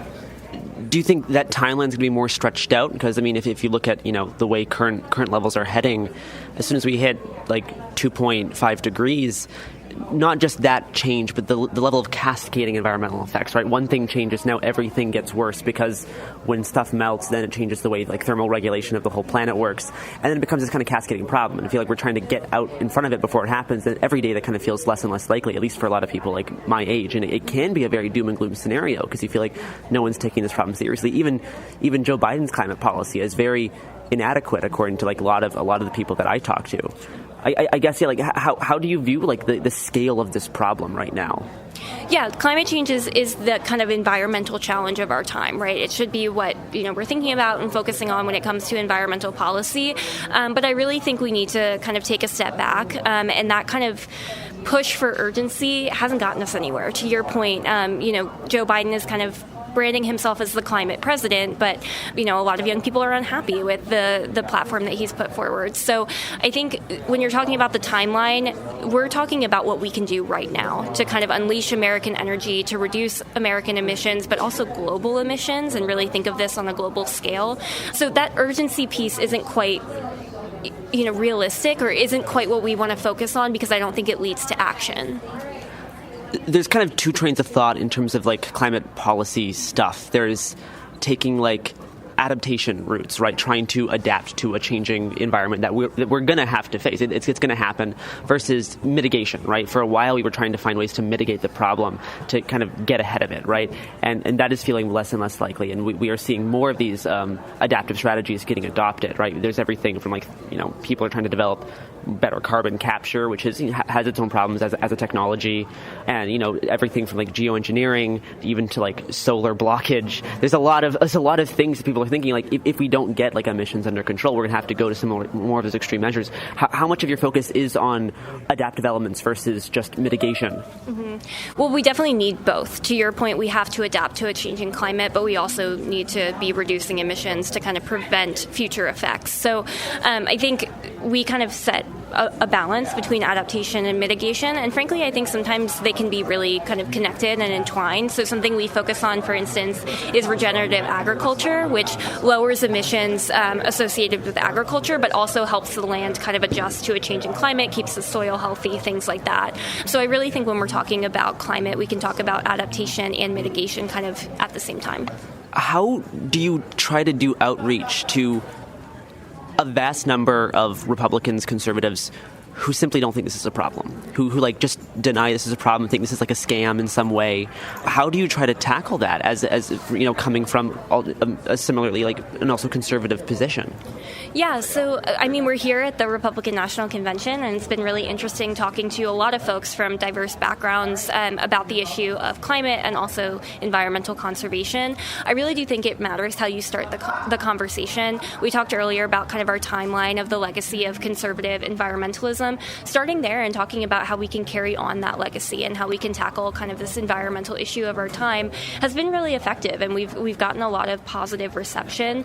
There's always going to be disagreement, there's always going to be detractors, but I do think that there's more and more of kind of that acceptance that we need to take care of our own backyard, and that includes tackling climate change. How much stuff do you end up having to talk about, or not necessarily focus on, but at least talk about actual fossil fuel emissions, fracking, these types of things that are mainstays of politics because of how much money goes into them, but undeniably are a massive contributing factor, and we do need to move to probably some more nuclear options, to forgive the expression, I guess, and as well as a solar, hydro, which are less good than nuclear on a large scale, but especially for the Republican Party, trying to point out certain things about how we will have to scale back some degree of fossil fuels, if not a majority of it in the next 25 years, if we want to not have a pretty bad scenario, at least for not even just for humans, but for animals and other parts of the environment. Mm-hmm. Yeah, well, I think that goes back to the all of the above energy approach and really diversifying our energy portfolio, which frankly is not only good for the environment but good for energy security. We've seen hacking of pipelines or other kind of cyber energy attacks. So by diversifying sources, we're really setting ourselves up to have a more secure energy grid. So I think there's other ways that you can talk about, environmental actions, climate actions that have co-benefits. And we can talk about that in a really productive way with Republicans. Do you also focus on local ecology efforts, some of the more Roosevelt style conservation? Is that something that you also kind of try to advocate for? Also, as an on-ramp to talk about these broader climate issues? Absolutely, I love that framing that you used as kind of the entry point to climate issues. We have 50,000 young members across the country in about 100 branches, either on college campuses or in young professional communities, and they go out and they plant trees in their communities. They do park cleanups. They clean up a waterway. They have educational speakers to learn more about these issues. And we found that that's really, really effective in building this conservative environmental movement and showing that these values are connected, they're compatible, and then that can lead to advocacy on the national level for things like we talked about nuclear energy or other clean energy sources. So that's been really effective for us. What would you like to see as a conservative climate policy in 10 years? What would you hope gets adopted to help curtail these more catastrophic scenarios? Great question, and I would hope it perhaps a little bit earlier than 10 years. Absolutely. But I'm just, based on how things have gone.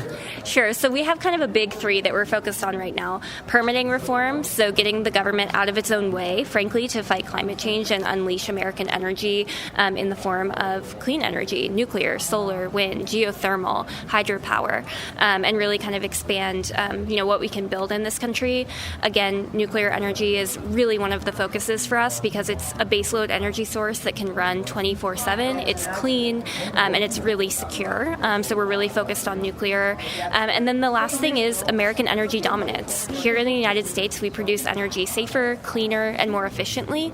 And we really want to be a leader on the world stage when it comes to energy. I think that there is a lot of people, both progressive Democrats who really care about this issue, as well as, a lot of Republicans and liberals who have a lot of skepticism about nuclear energy, right? And for some good reasons. There have been some unfortunate events that have happened. And I know fission and fusion have been slowly getting better. I feel like we're close to some kind of breakthrough, but we do have kind of a limited time. How do you approach kind of talking to people who have a level of risk in terms of nuclear energy and the possible dangers that it's had based on a few accidents, even though a lot of these plants are relatively safe? Mm-hmm. Yeah, I love this question. I grew up an hour south of 3 Mile Island in Pennsylvania. So I have a lot of experience with nuclear skepticism. Look, I mean, nuclear energy is the safest and cleanest form that we have in our back pocket. Yes, there have been some unfortunate incidents. Frankly, they're human error, and we understand nuclear power a lot better now. We have more safeguards in place since incidents like Chernobyl or 3 Mile Island.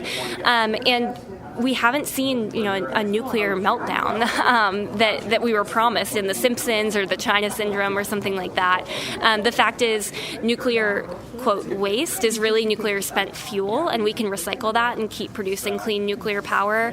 We have incredibly well-trained nuclear experts at all of our power plants across the United States, and they produce clean, reliable energy for consumers all over the country. So we really need to kind of get over those messaging hurdles with nuclear and expand the industry here. What do you think will happen if your concerns go unheard? If this just doesn't work, if things kind of continue at the scale and a timeline they have been, what worries do you have? Yeah, that's a really existential question. I guess so. I think in the 7 years since we've been founded, we're working really hard to build coalitions with a lot of different stakeholders and be heard by a lot of different folks in power.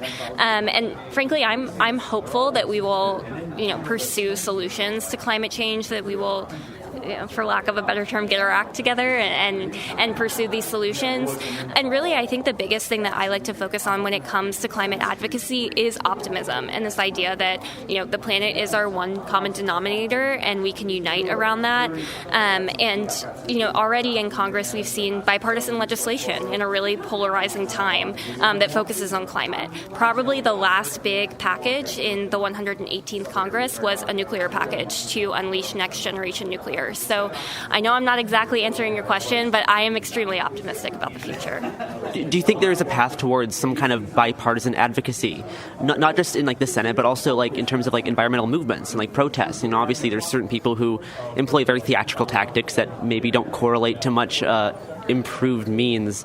But do you see there's a possibility of a larger public call for action on this issue? I mean, something that we've covered on our show a while ago is will it take something like a general strike to even get people to realize we need this to be done? Not necessarily that option, but do you see a route towards more bipartisan activism and advocacy of this issue? Yeah, that's a great question. We do a lot of bridge building work. I was actually in Los Angeles earlier this year with a group of conservative climate advocates and progressive climate advocates, and we talked about solutions where there's common ground, and then we finished the day by doing a beach cleanup together. So I really do think there's a lot of opportunity to kind of unite on this issue, especially in younger generations. When I talked about hope earlier, they're the ones who really give me hope, and I think there's a lot of common ground that we can pursue together. So that's all I had, unless you have any other notes or points you wanted to mention. If you want to find ACC, you can find us at acc.eco or acc_national on social platforms. But that's it for me. Well, I hope that was slightly informative. And now we will inform you about the Heritage Foundation's private exclusive party after these messages.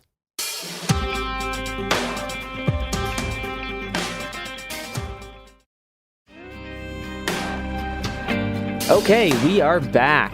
We are back, and we are ready to tell you how my pigtails let us infiltrate famous hate group, the Heritage Foundation's social house party. We got all up in there. First off, a lot of microwave grade food.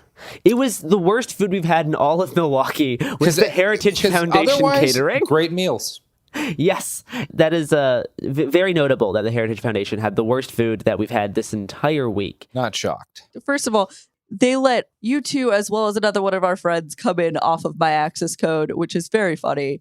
And then we took one of the most hilarious photos we've ever taken together. We did. And then we met with one of the producers of the Daily Wire and watched him try to figure out who we are. As I introduced myself by name, he was just calculating it, and then some lady came up and disrupted him, and we just fucking bounced. You could see the little thinking circle in his head. He was trying to do like third grade addition, and it wasn't, the math was not mathing. It was like that one BBC Sherlock scene. He was trying to pull up the files. Yes. Didn't work. Just didn't have enough time. We stayed in that party. Well, Robert, you stayed in that party for like 5 straight hours. I was there for a long time. For every drink I wanted to drink, I would order another and just pour it out because I wanted to make them spend money. I knew it was going to go somewhere. Free for us, but not free for them. Mm-hmm. So as Robert was schmoozing with the Heritage Foundation Had a party great time attendees, with those guys. Me and Sophie went into the convention center to hear some speeches, and most of them today, honestly, pretty boring. And even the notable ones were also kind of boring.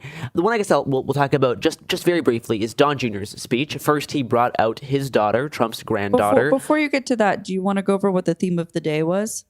No. I mean, maybe. We can... Great work, Garrison. We can mention it. I don't feel how relevant it was to any of the speeches. It was just Make America Strong Again. It was Make America Strong once again. Sorry, once again. All right. It's interesting that they didn't want to sound out Massa. You know. Anyways, I guess it's really not that relevant.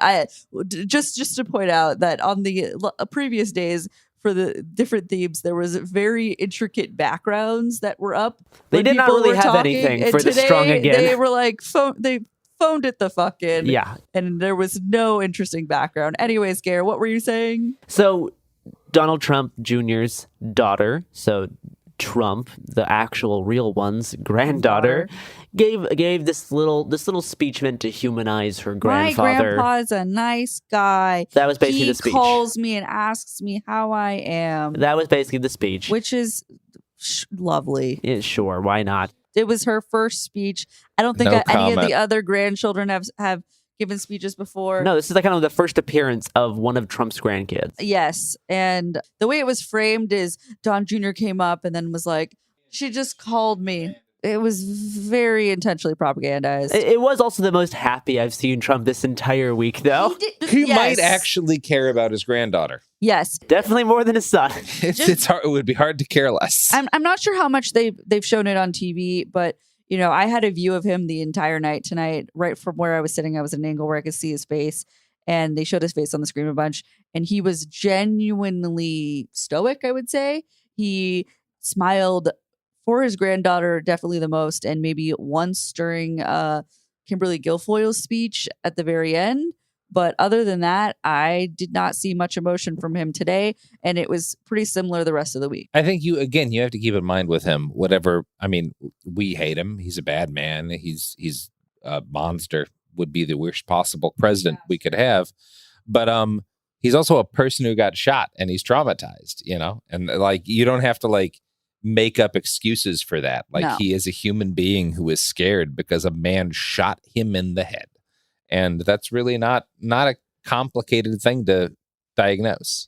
So after the granddaughter gave her little spiel, Trump Jr. himself had a little speech that he was basically just doing an impression of his father for the entire time. Dog shit impersonation. Not a very good impression, No, but but compared the to Vance, it was very impressive. We'll get to that in a sec. I will say the crowd did really They seemed to like him. There was chance of, Trump Jr. 2028. It reminded me of when I was at my first Trump rally. This would have been in the late spring, early summer of 2016, when fucking Chris Christie conceded to Trump. There was a British naturalized citizen in the crowd of the rally. And I was like, you want him to be president for 8 years? And he was like, well, I want him to be president for 8 years to start. And I was like, to start, what happens next? And he's like, well, he's got 3 kids, doesn't he? Then he walked through his basic plan for Trump to have a dynasty like the royal family. And I wish I had said, go back home.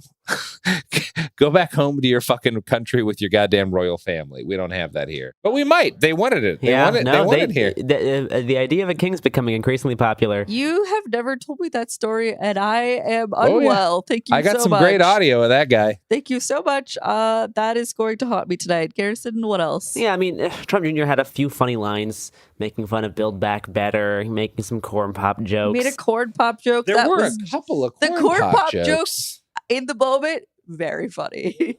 The one line I do want to mention is that he talked about how the left wants to use the First Amendment to show kids explicit drag shows, but they want to put you into jail for making a meme. Something that has never happened. Not a single time. Not once. Not one. They barely put people into jail for assaulting the Capitol.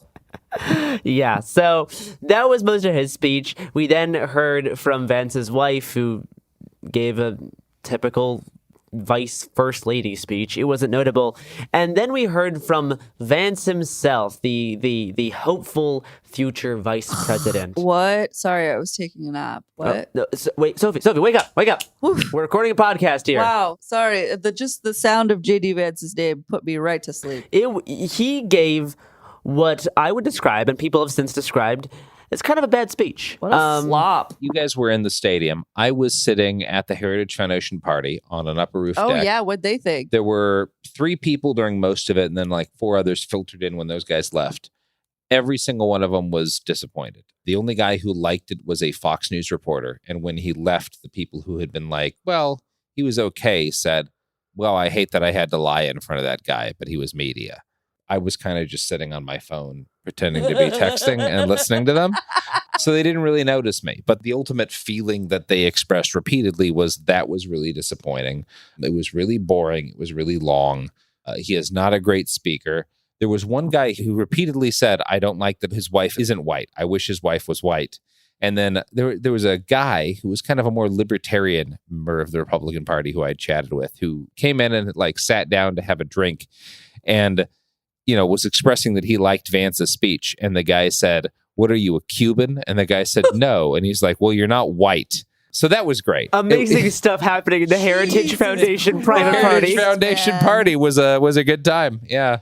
So this is something I was even seeing in the convention. People there, there was some respectful clapping, but people weren't super into it, at least in the sections that we were at. The lady sitting next to me, who was, just like a Republican woman, her maybe 50s or 60s, very, very lucid, kind of just kept dozing off just because she was so bored. Not because she was sleepy, just because she was bored. Wasn't a good speech. She looks at me and she said, he's so dry. Yeah. So yes. at a certain point, I just kind of whispered to Sophie, I'm like, wow, Vance is a really dry speaker. And she kind of nodded awake and started nodding her head in agreement and repeated the same thing to us. And I asked her, well, who do you think would have been a better pick? And she said, well, I don't know. I just expected Vance to be a better rhetorical speaker. And that was all she would say. Yeah. And I feel like that was kind of generally the vibe. Something else I noticed, that he was actually okay at, the certain things he was talking about, what he was actually saying. There were certain things that were interesting. It was more the way he was saying it. It was specifically, he had no ability to do crowd work. Mm-hmm. He was just reading off the teleprompter and kind of doing a slight smile every 30 seconds. And that's all it was. He wasn't actually really seriously engaging. Yeah, people make fun of the bits where Trump dances or whatever, his little moves, but those work with the crowd. Even pointing at people, using gestures, kind of anything to connect you to the audience.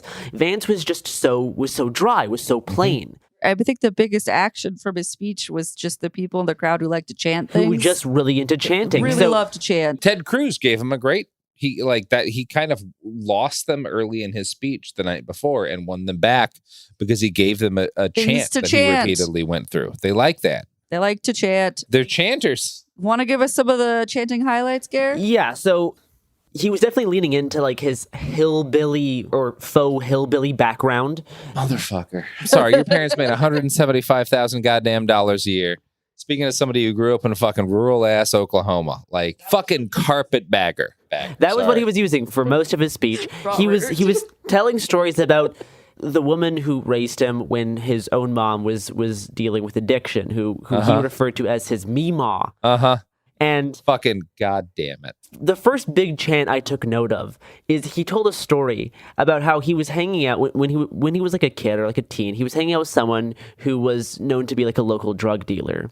And his Meemaw told him that if she saw him hanging out with that guy again, she was going to run him over in a truck, run over the drug dealer. And no one's going to find out about it. And the crowd ate this up. They started chanting "Meemaw, Meemaw." So they were chanting about killing this drug dealer, right? They were chanting about murdering this drug dealer. JD Vance never met a drug dealer in his fucking life. I'll tell you that much. So that was the first one. And the next little Meemaw story he told is that when she was a little bit older, he said that after she died, they found 19 loaded handguns all over her house, and they realized it's because she wasn't able to move very fast.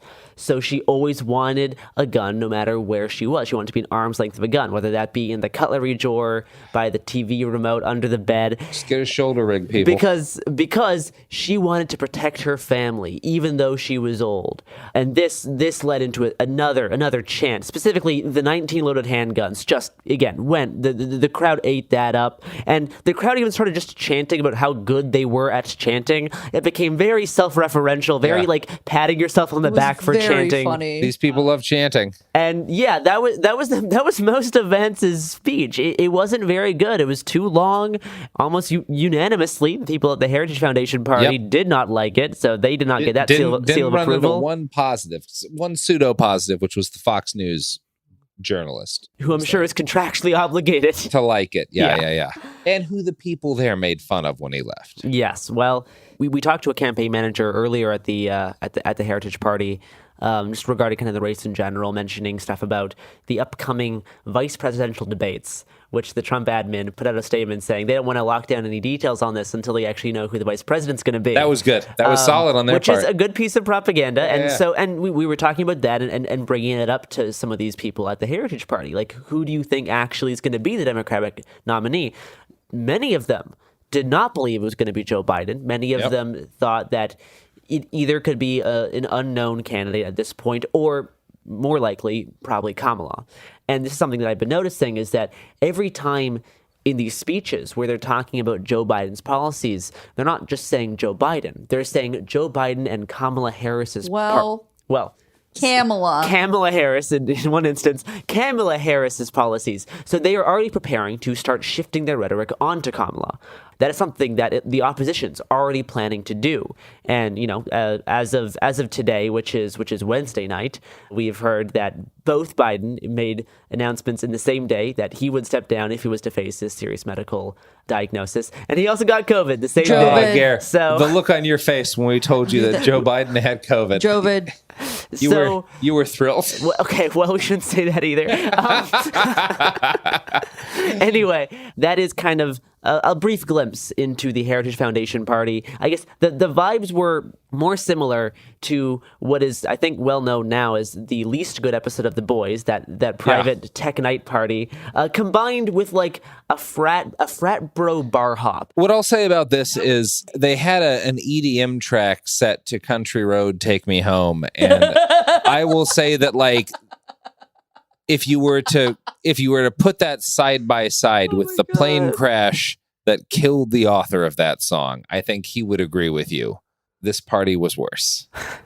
One more thing I wanted to note was I did not go to the party for 700 hours like the two of you. I went home after all the speeches. I went back to the hotel after all the speeches. Did that Country Road take you home?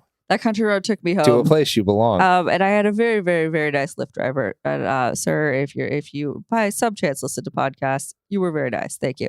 After what was a very loud day, there was a guy holding a "Rest in Peace" sign with the photo of the guy who attempted to assassinate the president with the caption "An American Hero." Great stuff. Yes, I took a photo of it.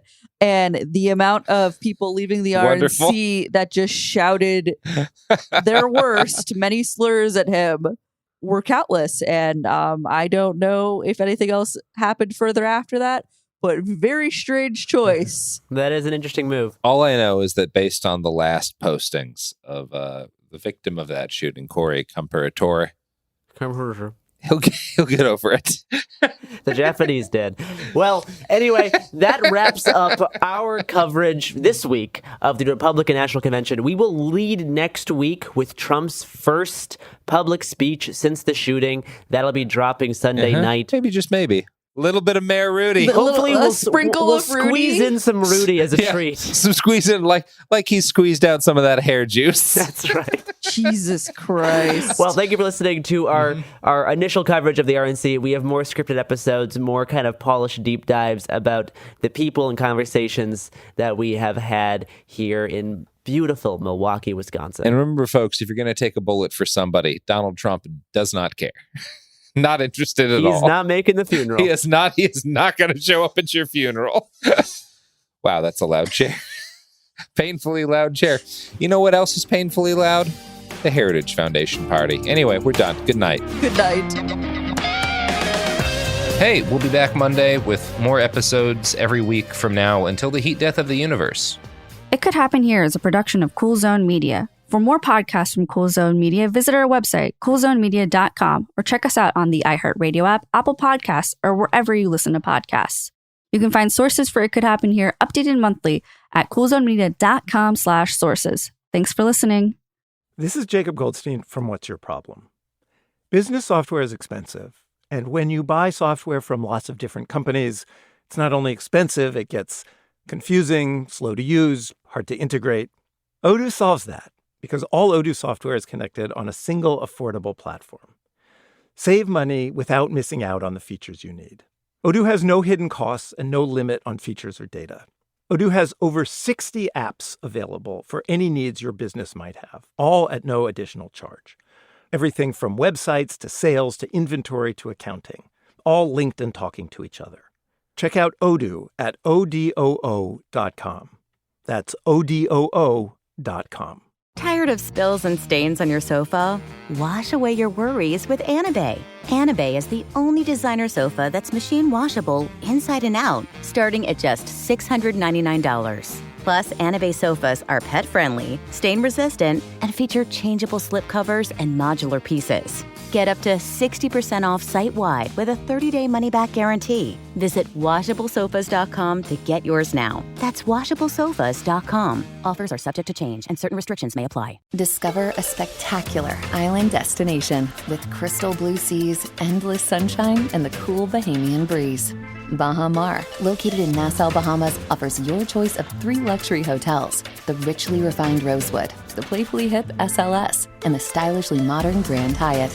With over 45 restaurants, bars, and lounges, Baha Mar serves up delicious dining from world-renowned chefs like Daniel Boulud and Marcus Samuelson, nightlife venues like the new Jean Baptiste Jazz Club, and the Caribbean's most luxurious casino.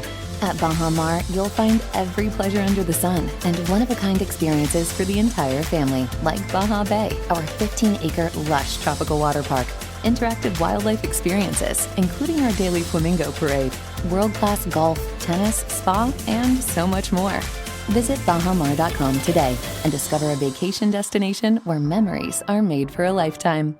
Baha Mar, life spectacular. This is an iHeart podcast. Guaranteed human.